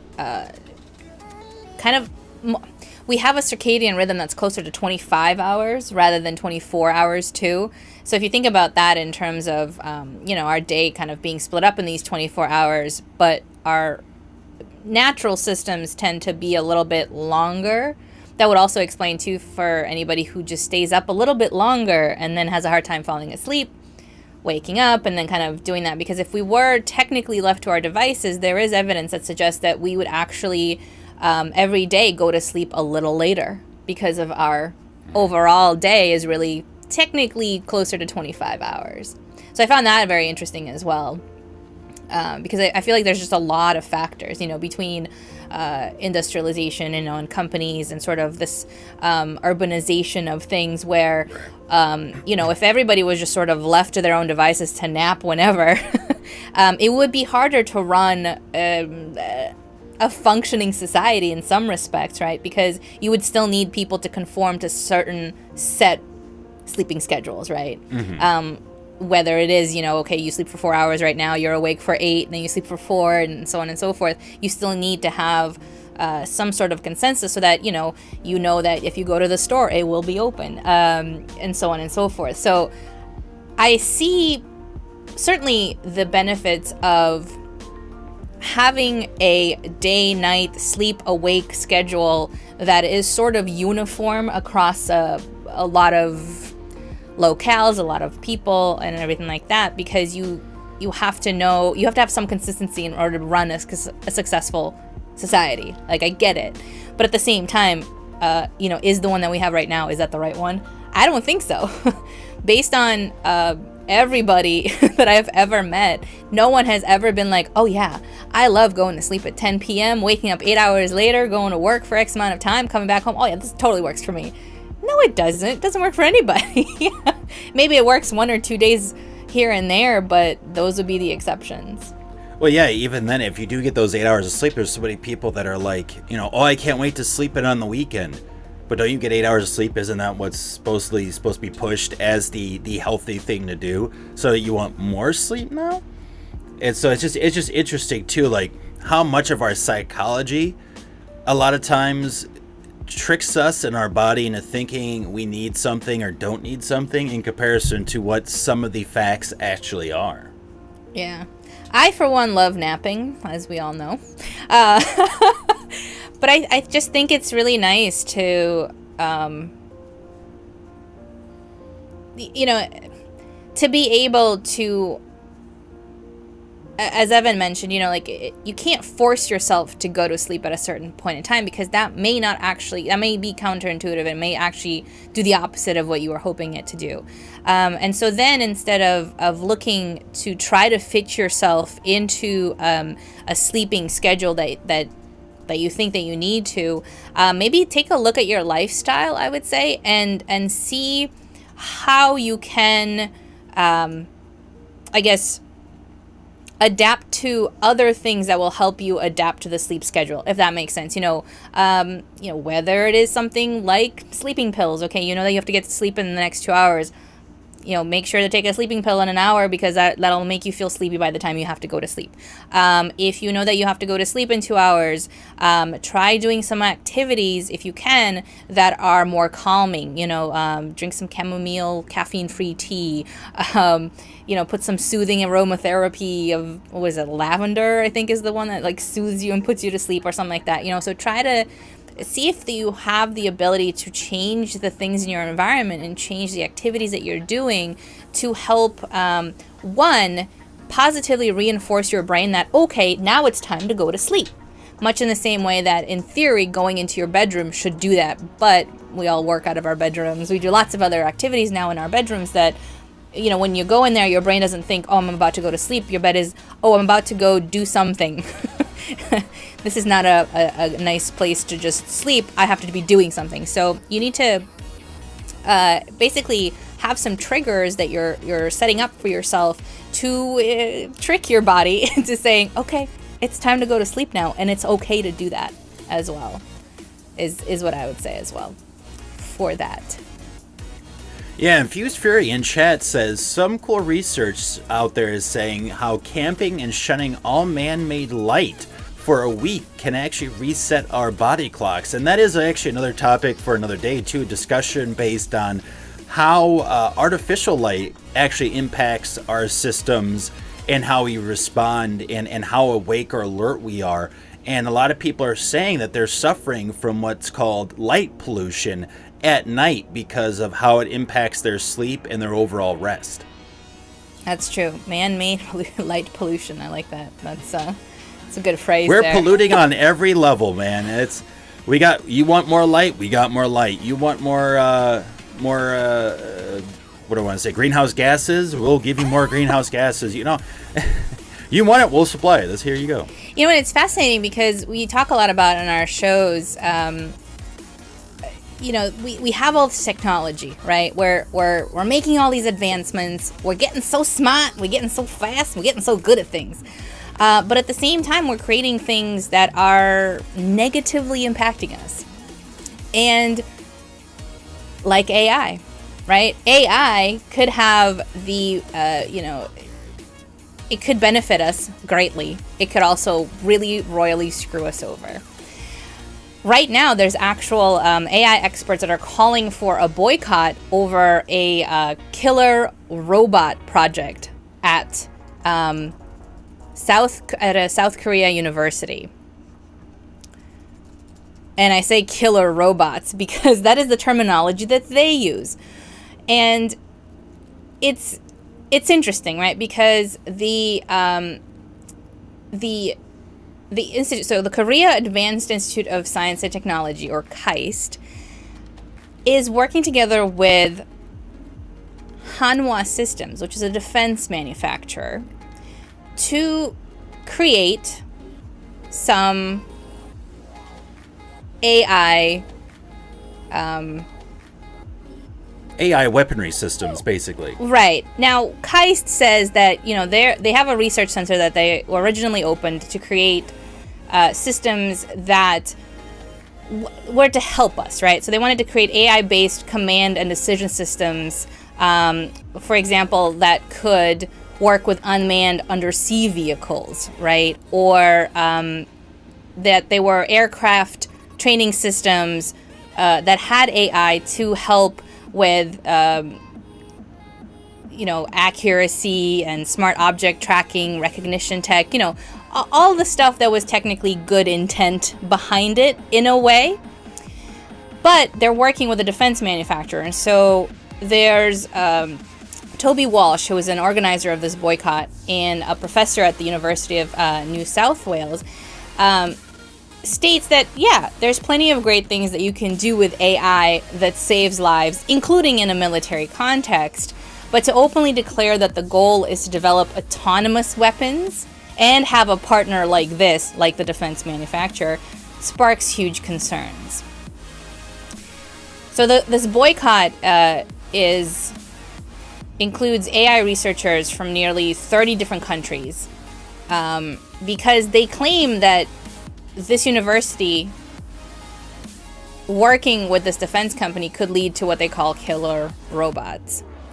Yeah, and well, what makes the situation worse, too, is that Hanwha is one of South Korea's largest weapons manufacturers, and they make cluster munitions, which are banned in 120 countries.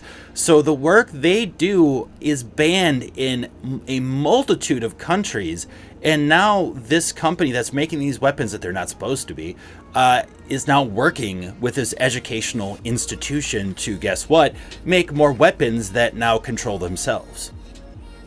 Right. And KAIST's president, Sung Chul Shin, he was kind of like, you don't need to boycott us. I mean, he says, I would like to reaffirm that KAIST does not have any intention to engage in the development of lethal autonomous weapon systems, end quote, killer robots. As an academic institution, we value human rights and ethical standards to a very high degree. We will not conduct any research activities counter to human dignity, including autonomous weapons, lacking meaningful human control. So, I mean, anybody can say anything. And I think, one of the concerns of Toby Walsh and the others who are joining his boycott is, just like we've been speaking in our past episodes, you can have good intent behind creating something, some new advanced tech, but you don't know how it's going to be used or how it's really truly going to develop as development takes place, right? And autonomous weapons by themselves aren't new. Dodam Systems in South Korea already manufactures a fully autonomous combat robot, which is a stationary turret capable of detecting targets. Base Systems in the UK has built the Tyrannus military drone, which can technically operate entirely autonomously. So it's not like quote-unquote killer robots aren't already kind of out there in a way, right? They're meant to, some of these autonomous weapons are weapons, right? So they're capable of inflicting pain and destruction, and they are autonomous, so they're already robotic in a sense. But the one, a large concern I think that a lot of different people have is that, a militarized AI defense system, weapon system, what if it can't discern friend from foe? And or let's say it gets hacked. Yeah. Right. And so there's a lot of ways that it can be manipulated because it is, to some degree, just code. It is built by humans, and we humans are imperfect. And whether or not they're even used for nefarious reasons, whether consciously or unconsciously, there is that fear that it could lead to not good things, right? And one particular concern that Walsh has is that, he thinks that North Korea could get access to these weapons and then actually use them against South Korea as well. Yeah, and that's a very legitimate concern because North and South Korea have always been at each other's throats and always trying to piss each other off at the border just to see who oversteps the line first. I mean, they are looking for excuses to cut each other down. And, this is scary too because not only is this building up an opportunity where North Korea could potentially get some of this, but you're also giving more weapons to South Korea, who's also known for their military. And if they misuse one of these, or one of these systems, again, gets hacked, even if it's by an outside player, again, trying to push toward war, it will happen. It will just take one little poke from either side with something like this, and war can happen. And, you were mentioning, too, that, yeah, humans can be sort of unreliable all over the place, but, they're hacked through emotions. And emotions... Oh, that's a good one. Give or take, could be very easily swayed for a person or very difficult to be swayed from a person. Whereas with, certain technology, all you need is the right algorithm or the right line of code, and you could take control over everything. And that's what's scary too, is because you can just easily, for some people, almost like flip a switch. And these weapons are now turned on you, and you have no control because you don't have that emotional hacking ability or ability to really talk to the person or thing and say, hey, put your weapons down. We're not here to kill you. No, you're just a target, and it will eliminate said target and then move on. To play devil's advocate, though, having a defense systems manufacturer company work with a university might actually be a good thing because... then you've got sort of, the profit-minded individuals, right, from the companies, pairing up with, the university-level research and brains, if you will, and intelligence and emotions that might actually serve to temper them, right, to kind of counteract sort of that the bad stuff. Maybe if the defense manufacturer is like, yeah, we should put like 15 guns on this one thing. Maybe somebody from the university says, you know what? And also we should do a fail-safe in here so that somebody could turn them all off at the same time. I mean, that is that way. I personally think that's wishful thinking. And and again, that's not bashing that. I just think that in this relationship, the manufacturer would actually have more power in the relationship because they're the ones with the money. Universities are constantly looking for funding, at least here in the U.S., so it might be different in South Korea. but they are constantly looking for funding and support.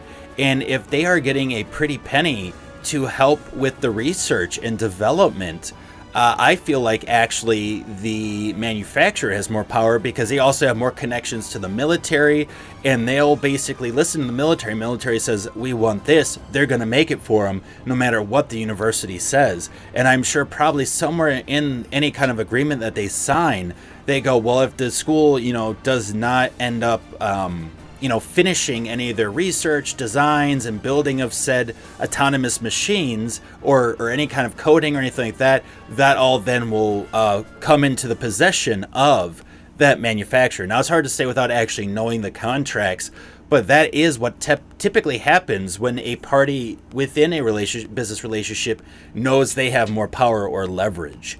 And so I personally think that they would actually have more leverage and could push the buttons a little bit more, and the university just goes, okay, well, they're giving us funding and we're going to name a building after them. We're getting that new library.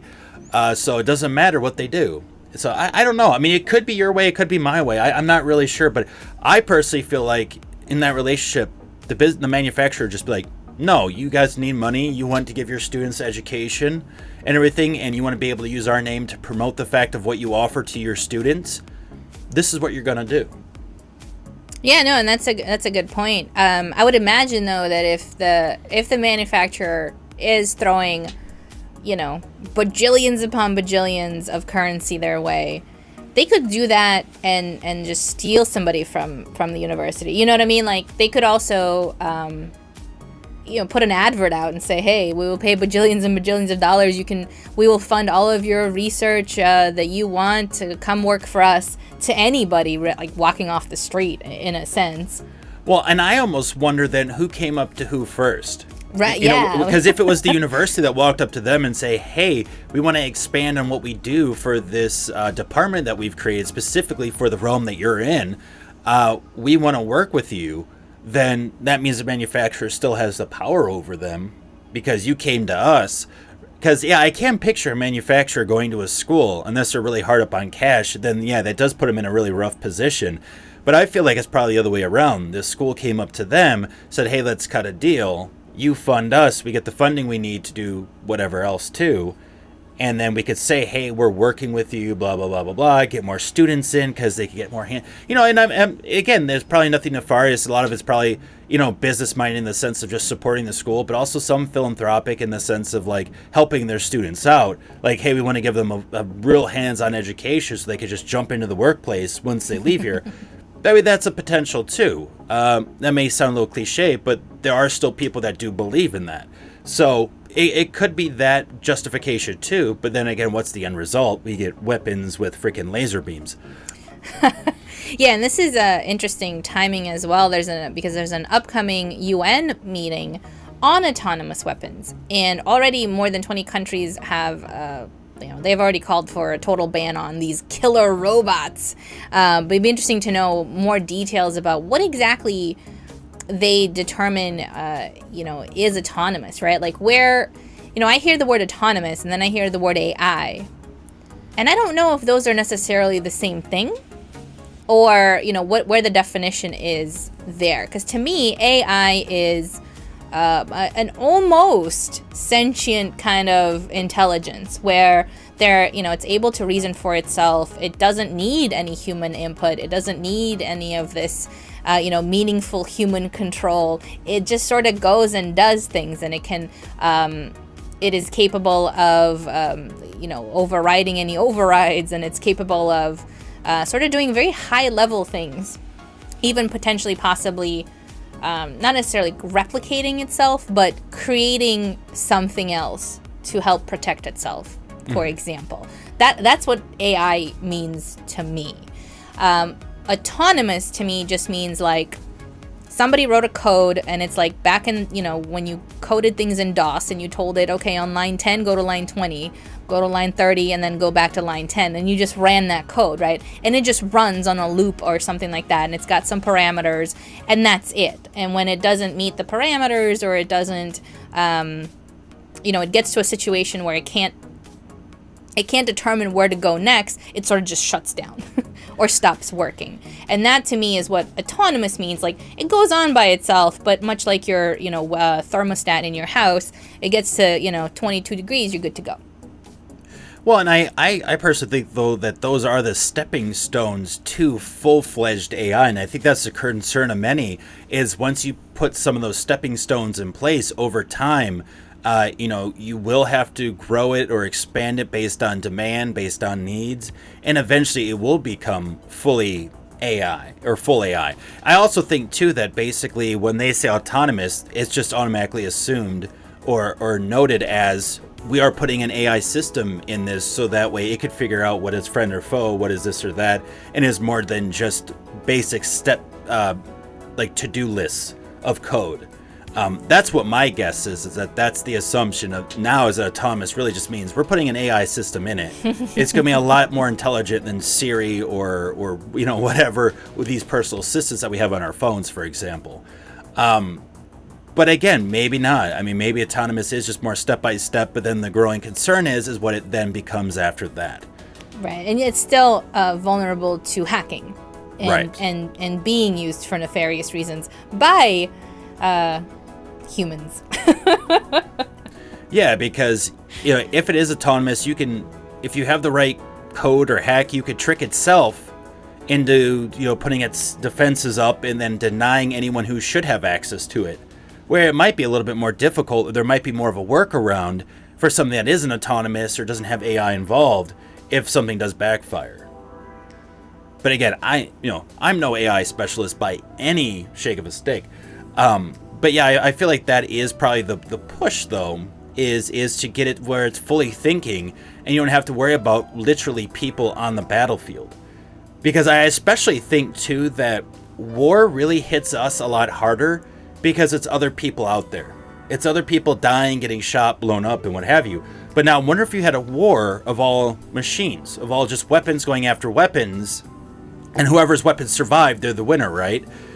So now all of a sudden, we become desensitized to the effects of war in a way, right? Unless we're the country getting bombarded and shot at, we see it from afar in the news, and we just go, oh, okay, well, at least there's no one hurt. And that's kind of what I'm afraid of, in a way, of that we get so desensitized to the sense of war and destruction because now there's also no one actually living in these armies. It's just machines that we just go, oh, no, that's fine. At the same time, though, that means that those machines potentially are able to create even more havoc because they can do things for longer. And far more destructive because maybe they don't have people maneuvering them, right? And so from the perspective of the people who are employing these weapons or these autonomous machines to perpetuate their war, they might actually cause more casualties on the other side. And sure, now we're not like, oh, we're sending our, men and women out to war to fight for us. We're sending out these robots, but we're actually potentially have the ability to kill even more people on the other side. Right. Because at that point, you do have that sort of distance between the people who are pushing the buttons to fire and the people or the things that they're firing on, right? Because they're not even there. Well, and I guess my point is that they're just playing a video game. We're already starting to get desensitized to the victims of war. We see these images from Syria and Afghanistan and, many other countries, Africa, and it doesn't hit many people. It really doesn't impact them. And so my concern is that, the only connection people really have to the war is knowing someone as a soldier who goes in there and potentially loses their life. Then all of a sudden it hits them on how real this is. And so, my concern is, okay, well, if these countries are already desensitized to the victims, now I wonder if you completely take out the only connection they have to this war, which would be sending some of their own family members into it. Now think about how desensitized they are now even, and how that reality may never sink in. And that may seem like a very pessimistic way of viewing it, but just based on, what we see on a daily basis, so many people easily look at a newspaper and just go, oh, so, 120 people died in this village. Okay, well, that sucks. So who won the, World Series? Like, that's kind of where it goes to. It's just kind of an afterthought. Like, oh, man, that sucks. And I'm not saying that's for everyone. There are people that actually are like, oh, man, that is horrible. What is going on here? But that's just my concern. If there's enough people out there, and I don't know if there are, but if there is enough people out there who are already desensitized to the victims, just imagine taking away their only connection to it so it actually hits them on how serious the situation is. So that would be my only concern. I do want to bring up real quick, though, Fused Fury in chat actually has a really interesting point, too. It's probably easier from a PR point of view to have a university be working with this weapons defense company rather than employing hundreds of AI specialists to work specifically for them on what they wanted. And that's especially true now that Fuse mentions that. It's a great point to think about because, again, North Korea is watching. Like, literally watching them going, what are you doing? And so if a weapons manufacturer out of South Korea is like, hey, we're creating autonomous weapons, that's a red light. But, again, if they say, oh, well, it's for educational purposes, blah, blah, blah, blah, blah, it might not be as severe of a red light. It's still a warning shot, like, okay, they're planning something, but it might not be under as much scrutiny as if they just said, hey, we're employing 100 more AI specialists from all over the world, or we're, stealing scientists from North Korea somehow and getting them down to South Korea and, to work on this. So, maybe it's a way of getting around someone pushing a button on the other side. I don't know. But it is a good point to make, Fused, because it's a good point from a PR perspective. That could be it too. And one last thought I wanted to add to this conversation also is that, we always talk about how, we're afraid of AI and what it could do and all this stuff and all this new tech and all the terrible things that could happen. And if we think about it, throughout history and just looking at what's happening right now as well, it's like everything, though, starts with a human. A leader or somebody who is in charge, who is saying, this is what needs to happen now. And it's not, it's not that the tools themselves are inherently bad, obviously. It's what we do with those tools. And, in all of these conversations about AI and all this advanced tech and where the future is going, especially when we're talking about military and everything like that, what we fail to actually talk about is the people behind, not the creators of this technology, but rather the people who will be employing these tools, for whom this technology is being created for. And why don't we look at them and say, hey, maybe we need to find ways that we all that we have a global change of how we are as human beings, rather than, we should stop the advancement of technology. It's like, no, we don't need to stop the advancement of technology or be afraid of it. What we need to do is look at the way that people are and try to help ourselves be more human.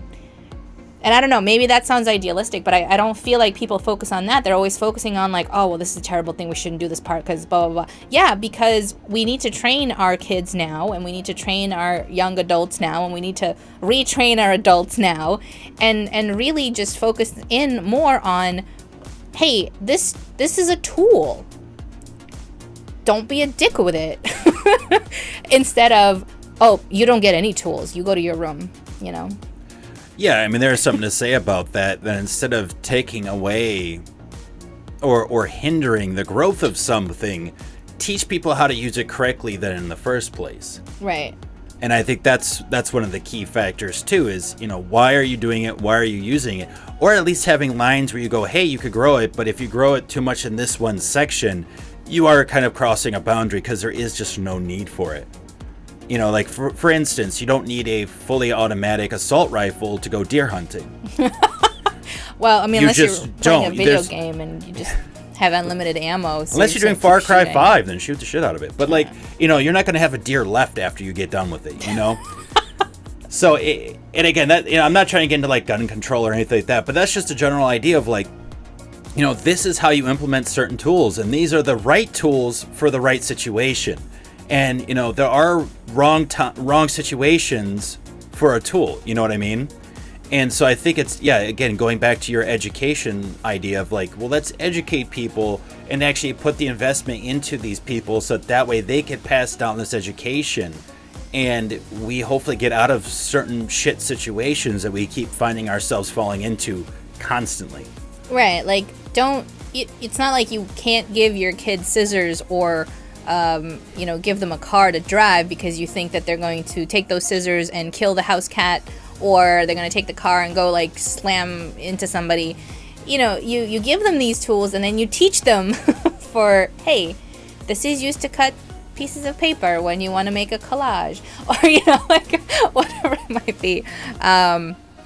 Use the car to get yourself from point A to point B, not to kill people, that kind of thing. Right. I guess, and I feel like, certainly with AI nowadays, but also just in general with tech, I feel like people take more of the, they're just more like, oh, cars are terrible, scissors can kill people, let's just like not even look at it, let's ban it. It's like, well, no, because then the kids will be like, why, what's so dangerous about it? And then they're going to want to use it, and then they're going to use it for bad stuff because... Yeah, I mean, you tell anyone no, and people are still going to do it. Right. I mean, constantly. There's plenty of states in the U.S. that say, no, we outright ban any sort of firework that leaves the ground. Guess what? They go to another state where it's legal. They purchase it. They bring it back. They still fire them off. Alcohol prohibition. How well did that work out?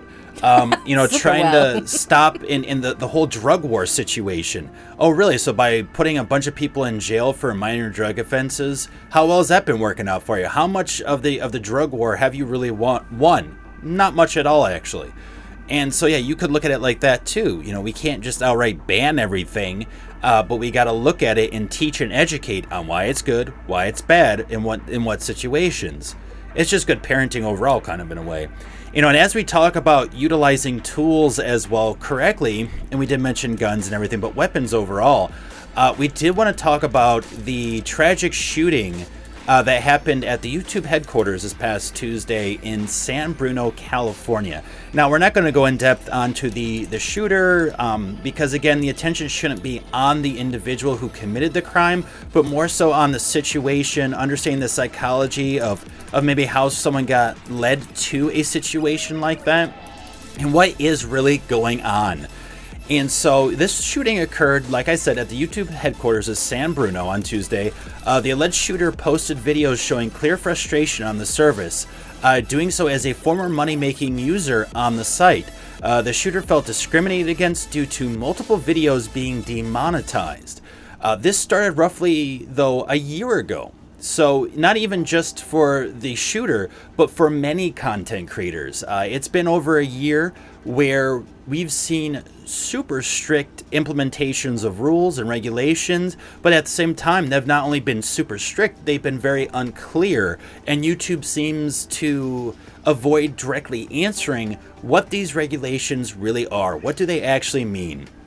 And so what we're seeing are a lot of people getting demonetized and losing their partnership status with YouTube and getting to the point where now they have to rely on other sources.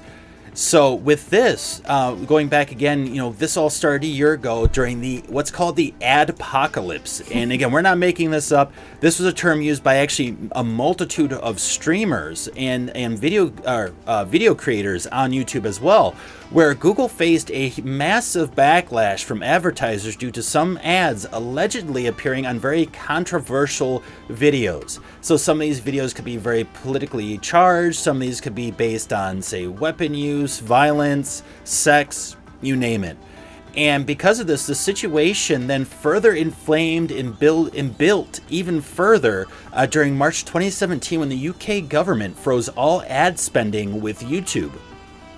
Thus, after this, many other advertisers followed suit. They jumped on the bandwagon as well and said, well, we don't want to risk, say, something talking positively about the UK when maybe it's being put on a video that's talking, very anti-UK or EU or what have you.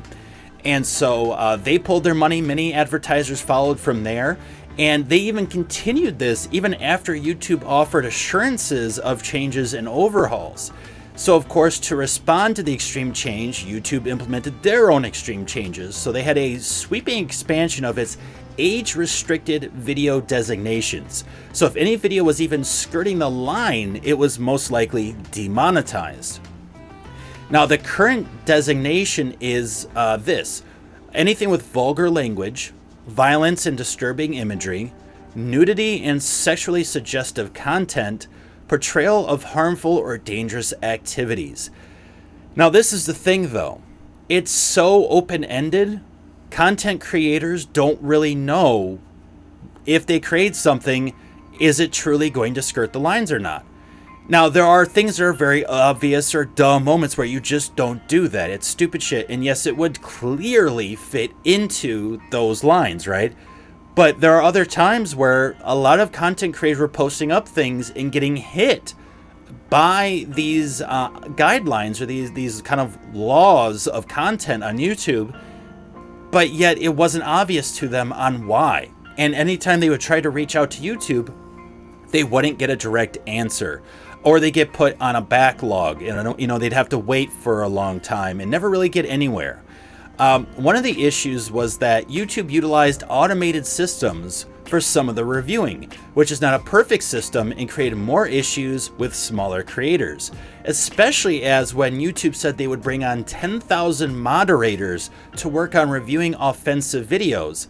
But the interesting factor, though, is that the mods were told to focus on Google preferred content creators as opposed to smaller content creators. Thus, smaller content creators still face the automated filtering scrutiny. YouTube has not been forthcoming about its exact moderation policies, but by mid-2017, YouTube creators already began recognizing apparent auto-mod trends. Now, what's really big, and the reason why we really want to bring this up, especially this specific focus, is because it does mention video games, and we're on Twitch here. The most obvious one comes from videos from video games. YouTube creators tested this in 2017 by uploading clips with screens, videos, or phrases about certain gun-loaded games to see which clips would be flagged as violent. Creators claim that YouTube's policies have been wildly inconsistent when processing everything from gun images to phrases found in games like Kill Streak. Many of these creators have to go because of this, to Patreon to keep their YouTube careers alive. All sides of politics have been hit by this as well, and anything concerning LGBTQ issues. So it's not just they're trying to silence the left or they're trying to silence the right, because I've heard both those arguments.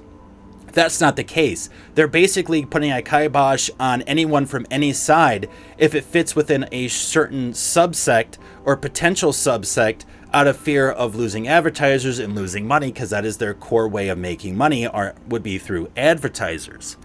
It sounds like the only thing that you can put up on YouTube that gets money now is like makeup tutorials. Yeah, really. It's like, okay, like, makeup tutorials, what else is left? Hot sauce eating challenges. It's so tough because, well, and this is the other thing and why YouTube's received so much backlash, is the fact that Logan Paul posted up the video within the suicide forest in Japan, and YouTube didn't take it down. Logan Paul, because of backlash, took it down.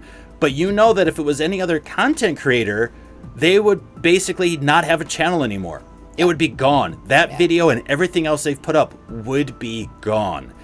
And so a lot of small content creators have also been very riled up since then as well, because they're going, well, wait a minute.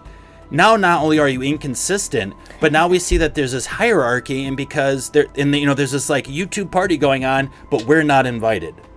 What is going on here? Why do you have double standards between the different levels of content creators? And that's been a big issue as well. Because YouTube is a profit-making machine that doesn't give two shits about anybody else. Well, especially because they were bought up by Google. Right. I mean, that's the kicker too, right? And they're bought up by Google. Everything becomes about how much money can you make us, otherwise we'll sell you off or break you down for parts and use you in something else, because Google can do that. They don't have to carry on YouTube if they don't want to, but they see something in it, they made the purchase, they want to make some money back. Right, and I say this as you're probably watching this on YouTube, but it's a free platform, right? I mean, it's free to put your content up there. and then they just offer they offer you the opportunity to monetize your videos, because it also benefits them as well. But they don't owe anybody anything, you know. And obviously, all of these content creators, if that is your main source of income, or a substantial amount of your income, and it changes on you, yeah, I'd be pissed. But you also have to understand that you're using a free platform, essentially, that is at one point decided to give you some money and quote unquote pay you for what you've been doing for free before, and now you're upset about it. It's like, you kind of had to see this coming, or you had to have something in place to protect yourself against this. So on the one hand, like, I get it, I would be pissed off too. On the other hand, you cannot rely on something that is not your employer. Not that you can rely on your employer either, really, yeah. Right? That company could fire you. That company could go bankrupt. You know, all of these things, right? But this is something where you're, for lack of a better term, an independent contractor. You can't really expect that was going to go on forever, right? Yeah, I mean, definitely in that sort of situation, you definitely want to have multiple streams of income coming in, which many people do, in the sense of, you know, they do Twitch for live streams, and hopefully they get donations for the work that they do and subscribers for the work that they do, and then from a YouTube base, if they can monetize it, and then maybe also they do like a Patreon and stuff like that. And I know that a lot of content creators royally got hit, and they said too, like, you know, I should have been smarter. I should have had more streams of income coming in, or more ways of people to help support the content that I do. Because in the end, it's not about YouTube, it's about my community. And ideally for the community too, it's not about YouTube, it's about me as a content creator. So if we can work together to continue to give them the content they're looking for, that's what really needs to happen. And so let's have us find a way of doing it rather than relying on the YouTube system. But it's especially hard when you're making a ton of money from it, and then suddenly that's just gone. Yes. And it's rough for anyone. That's like getting fired and just be like, good luck. We're not giving you a severance package. We're not giving you anything. And as an independent contractor, you can't go to your government and say, oh, can I get unemployment? Exactly. There are no benefits. You're just out of money. Right.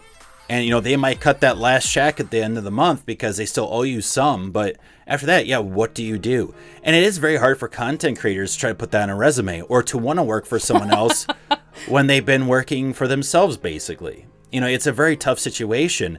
But yeah, it's tough, because I feel like, again, we've talked about YouTube here before, where they've basically created a monster. They set certain standards and try to promote it and market it in a certain way, where they were trying to make their content creators feel like really like a part of this community, and like what they do really impacts YouTube. So it felt like their own, much like what Twitch does, like in the sense of like, you know, we want the streamers to feel like this is much like their own, this is their community.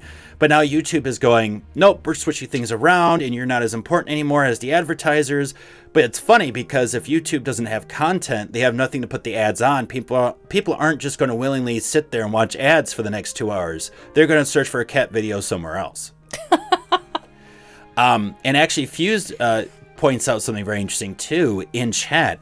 I listened to a podcast about wrestling on YouTube. I'm talking WWE wrestling.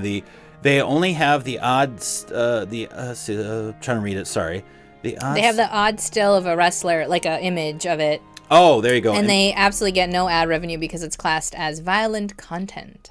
It's ridiculous. Yeah, just because there's action occurring in it. I think if YouTube carries on the path it's on, it will die out within a good few years. I'm really surprised more content creators haven't moved to Twitch. Well, and that's interesting too, right? Because YouTube is trying to create their own content now, when really they were supposed to be the antithesis of that. People were leaving that type of content to go to YouTube in the first place, and now they're trying to create a TV model online. Right. They're trying to be the Hulu and the Netflix. But it's like, no, you've already marketed yourself as a niche outside of that, and more people are drawn to you because you didn't do that. Now you're trying to do that. What are you thinking? I will say, though, that, what many content creators don't realize potentially is the fact that some of the scrutiny and the auto modding and stuff actually happens on the advertiser side as well. Mm-hmm. We've actually tested out many ads, different video types, to see what would be approved and what wouldn't. And actually, we did a few for some of our best of collection videos of games, including Fallout 4, The Witcher 3, excuse me, and many other ones. And they were all rejected, which means that they refused to show them as an ad. So they actually would not show in your search engine. Typically, you have a few like sponsored videos. They refused to even show a still with some text next to it that had no violence in it whatsoever. They refused to show that or to show it before another person's video because they said it was graphic violence. Even if there wasn't any violence within the actual game, just because of the game had swords in it or maybe had a gun in it or something, they just said, no, this is unacceptable. So it's interesting because even though, yes, because we're content creators too, we're getting hit by this just like anyone else. But it's funny because actually the advertisers are getting hit by it too. It's very, very strange, which is also strange too because I see plenty of ads. If I watch political YouTube videos, I see a lot of ads for like guns because maybe a video is talking about gun control. So of course, yeah, what do? You put an ad for guns in the front of an ad. Anyway, whatever. Disjointedness there. But I see plenty of ads for guns and things like that. And how easy it is. Oh, you could just conceal it in your pant leg and then pull it right out and shoot someone. Like, it's very weird. And I feel like it's actually very inconsistent on the advertiser perspective as well. So as much as content creators should be super pissed off, the advertisers are also getting hit by this weird anomaly that's happening too. Because, again, automated systems. They're not putting real people in there to review shit, take their time with it. A lot of these people just rush through and they okay stuff or they deny it. But there's no real way. And the problem, too, is that if you try to dispute it, they'll look at it and go, nope. And you go, okay, well, where can you tell me where this violates anything? Whether it's a content perspective or an ad perspective. And they never do. They always refuse. They just say, nope, you should read our terms of service. But your terms of service are vague for both sides. Nope, sorry, it breaks our term of service, so we can't do that. What the hell does that mean? But again, they could do whatever the hell they want. It's their platform.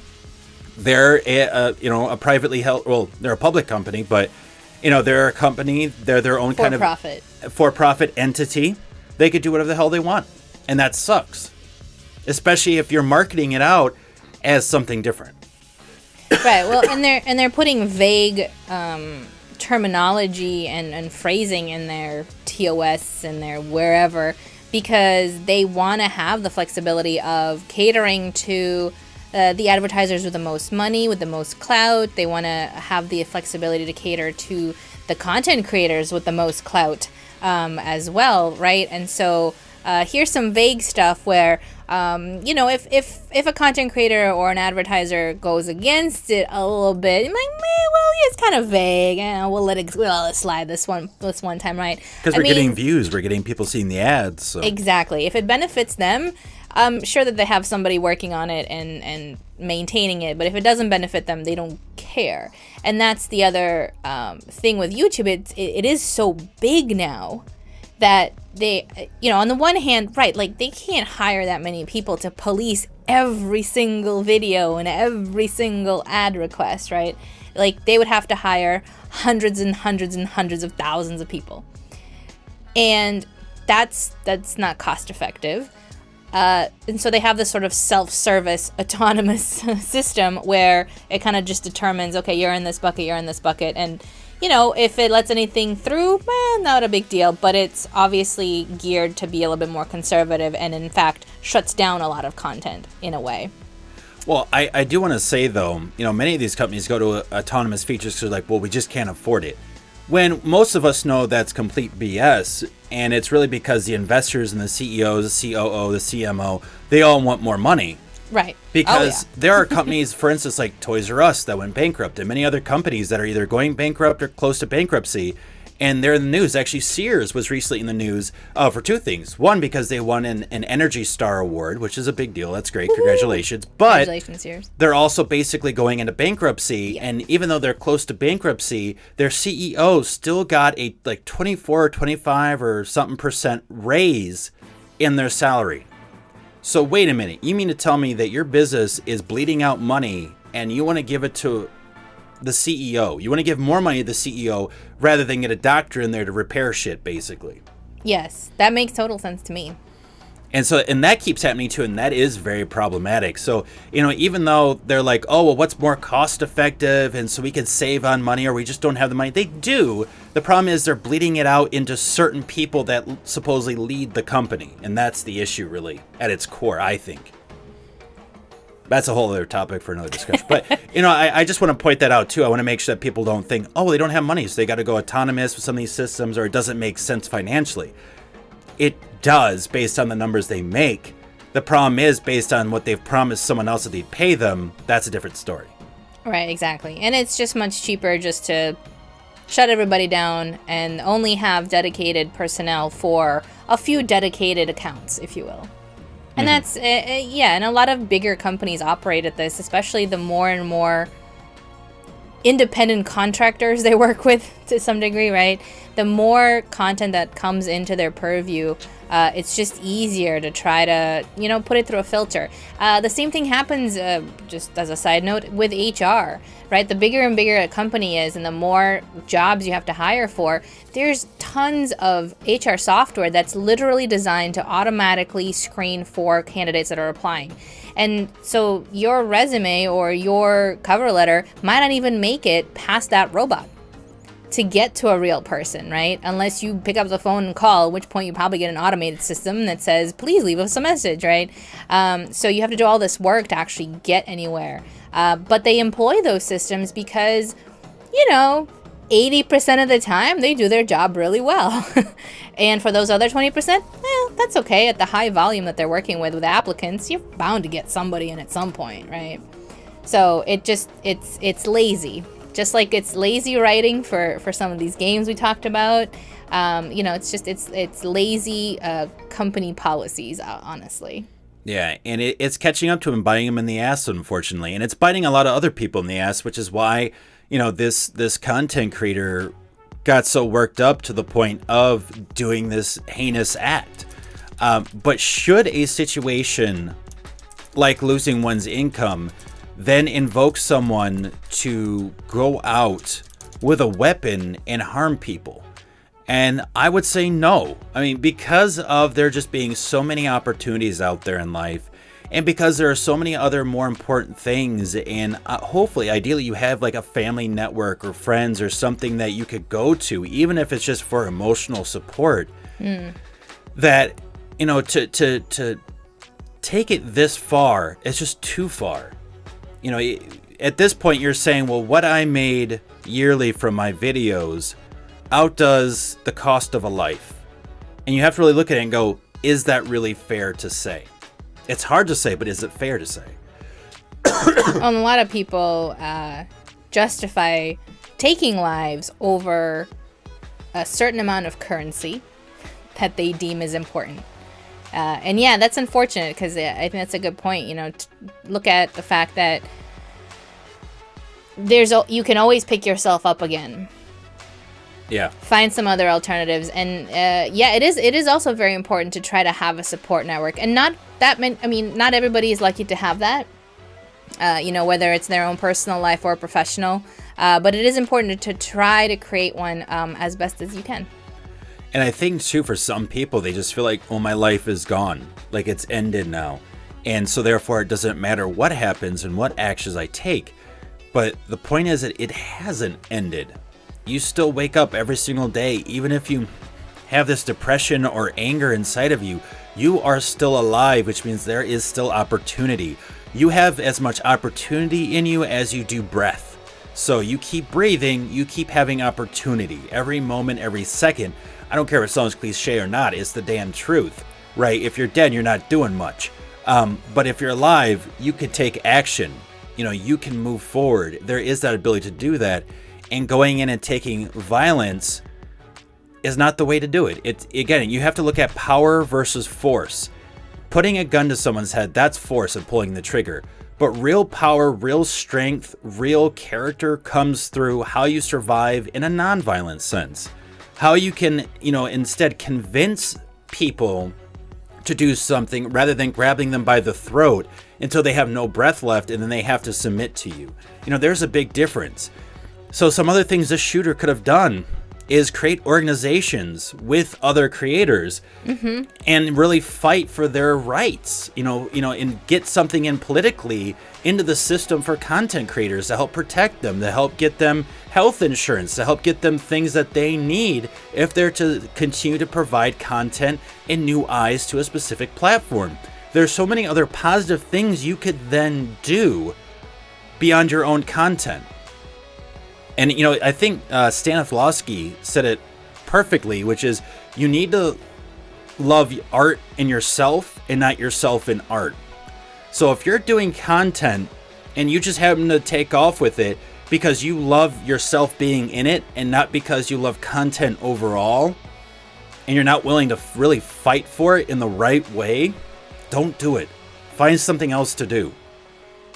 I think that's really the core of the fact there.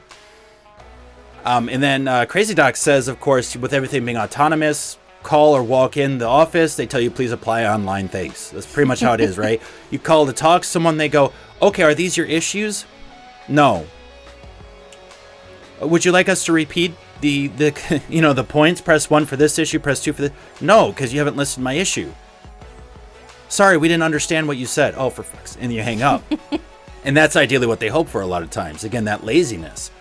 And then Fused Fury says, Satoru Iwata, sorry if I butchered that name, the CEO of Nintendo took a 50% pay cut after poor sales of the Wii U. Meanwhile, our government had to bail out a good number of banks due to mismanagement, and they got a $25 million bonus. Some people are just greedy. There are not many CEOs that would be willing to take a pay cut or no pay for a full year just to help out their own people and their own company. That's dope. So do you lead by example or do you just lead? Because if you want people to implement certain systems or a certain way of thinking or a certain mode of taking action, you yourself have to exemplify that. Just that simple. Because that's their expectation of you. You have expectations of having them show up on time, go to work, do their thing. They have expectations of you too. And this can work too for content creators in YouTube. YouTube has certain very weird, all over the place expectations of their content creators. Well, guess what? You've built up expectations from the content creators of you. And if you don't deliver, you're going to get backlash. Now, should it have been this far? Hell no.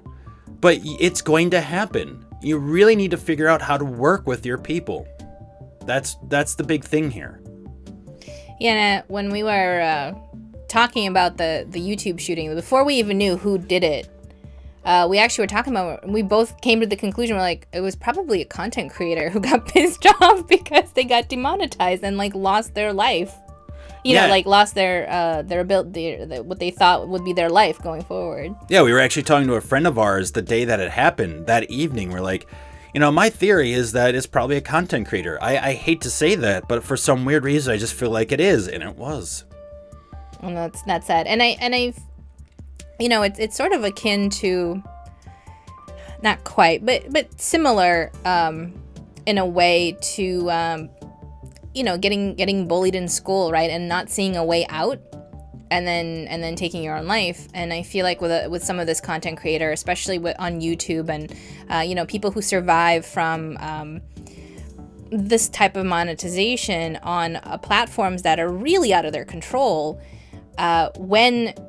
when that changes for you, I feel like I need to, we should create a video that just says, hey, it gets better, it's gonna be okay, this isn't the end all be all. There's other ways, you can move forward with your life. Your life is worth more than the 10 cents that you're not getting on your video. Yeah, exactly right. So, I think for content creators, always kind of have a backup plan. Have multiple ways of making money and putting in security for yourself, because no one else is going to do it for you. Right, yeah. Or any entrepreneur. No one is going to put in that security net for That's you. True. Not even your own government, pretty much, So you've got to do that for yourself. So don't just think about how you could grow, how you can progress, move forward with your business, but how can you protect yourself from backlash, from different things happening? Think about things like insurance and just, overall, health insurance for yourself too, as an entrepreneur, as an individual. Where are you going to get it from? How much is it going to cost? How can you save money for that? And you've got to just put that into your brain, besides the fact of like, oh, well, I'm, the star of my own show. You got to get out of that mindset. You've got to put protections in for yourself as well. And for big companies, stop screwing over the little guy. Yeah, that's not going to happen. They're never going to stop doing that. Because the problem is, there's so many little guys. There's so many people who are willing to step in and say, oh, well, that's not going to happen to me, so I'm just going to take over and it's going to be okay, right? It's sort of like somebody gets fired at a restaurant because they stood up to the manager, and then the rest of the people are like, oh, but that's okay because now I can take that person's job, right? There's always going to be people who, okay, this company is screwing somebody over. It's okay. They're not going to screw me over. Like, what makes you that special? Like, nothing. You're also going to get screwed over. Good luck. Have fun. But people flock to try to, steal somebody else's spotlight in a way, but also just, okay, that's not going to happen to me. I'm going to make a whole shit ton of money while this is all getting figured out. And then they get hit too. And instead of, the little guys banding together and having a unified voice, everyone's just like kind of out for themselves, which is something else that we talked in a previous episode, like, why is everybody always out for themselves, Oh yeah, well, and Denise points out too, not everyone has coping tools, and I think that goes back then to the marketing that's being put out by these platforms. Instead of saying, hey, you could be a star and have so much fun and everything would be great and you can make, money from doing it, what you've dreamed of doing. Instead of just pushing that, also push the fact of, hey, we're going to supply you with some important notes and tools and things so that way you could properly survive as a content creator too. Like, I don't give a shit if you put your logo on a onesie or on a zip up hoodie as a content creator and say, well, see, you're going to get one of these for being a creator. No, I want things that are going to help me grow as a creator. And ideally, I make more money, you make more money, and we do what we both love doing, right? You run a platform, I run content that my audience loves and continues to engage with. Great, we're both doing what we want to do. But I don't care about getting items in that sense. I care about giving me things and tools that I could work with. Even if it's like, here, we recommend you reading over these guidelines or documents or things from this website that will help you better understand how to better prepare yourself besides just jumping in. And I don't know if they just assume that, well, the financial cost up front might scare some people off because you got to buy a camera, you got to buy a microphone, you've got to buy a sound system, you got to buy this and this and edit and da-da-da. That maybe that does help scare off some people, right? But I don't think it's the best way of doing it anymore. Things are becoming more easily accessible. Technology is becoming less money. So now you have less boundaries to enter into the market as a creator, as an entertainer. And therefore, it's up to these platforms to help out better, even if it's emotionally, figure out ways of giving them tools to help them out to become better, more sustained creators. It goes back to that education bit, right? Educating, taking the time to not only educate yourself, but educate others. And if you are a company, if all you're caring about is profit, you're probably not going to care so much about educating people, because that takes time and it takes part of your profit. Even if you have a ton of profit, right? You're not going to do that. But then it's very important for yourself, if you are a content creator or an entrepreneur, you don't have the built-in, not really security systems, but like the built-in support that you might have if you're working as an employee somewhere, right? Like you have to take care of yourself. You have to find your own support network. You have to find your own health insurance. You have to find your own everythings, right? And then have a security blanket in terms of financial means, because the government isn't there to help you out. Right. If anything else, if anything goes wrong, unfortunately. And they have to think long term. And the problem is too, and this has been coming up as the whole ordeal with Logan Paul, for instance, all the drama that situation created. What's interesting is that, YouTube has gotten such a backlash because of that and how they handle it poorly, because again, he's a money maker and they don't want to get rid of that. They don't want to really fully reprimand him and then have him stop and go to another platform, right? Because with his popularity, he could launch another platform that's already created and just been struggling to get its footing. And so they couldn't afford that, right? So they tried to not answer questions, or they made broad statements but not really anything specific, took action without really taking action, and it just made them look bad. It really hurt them.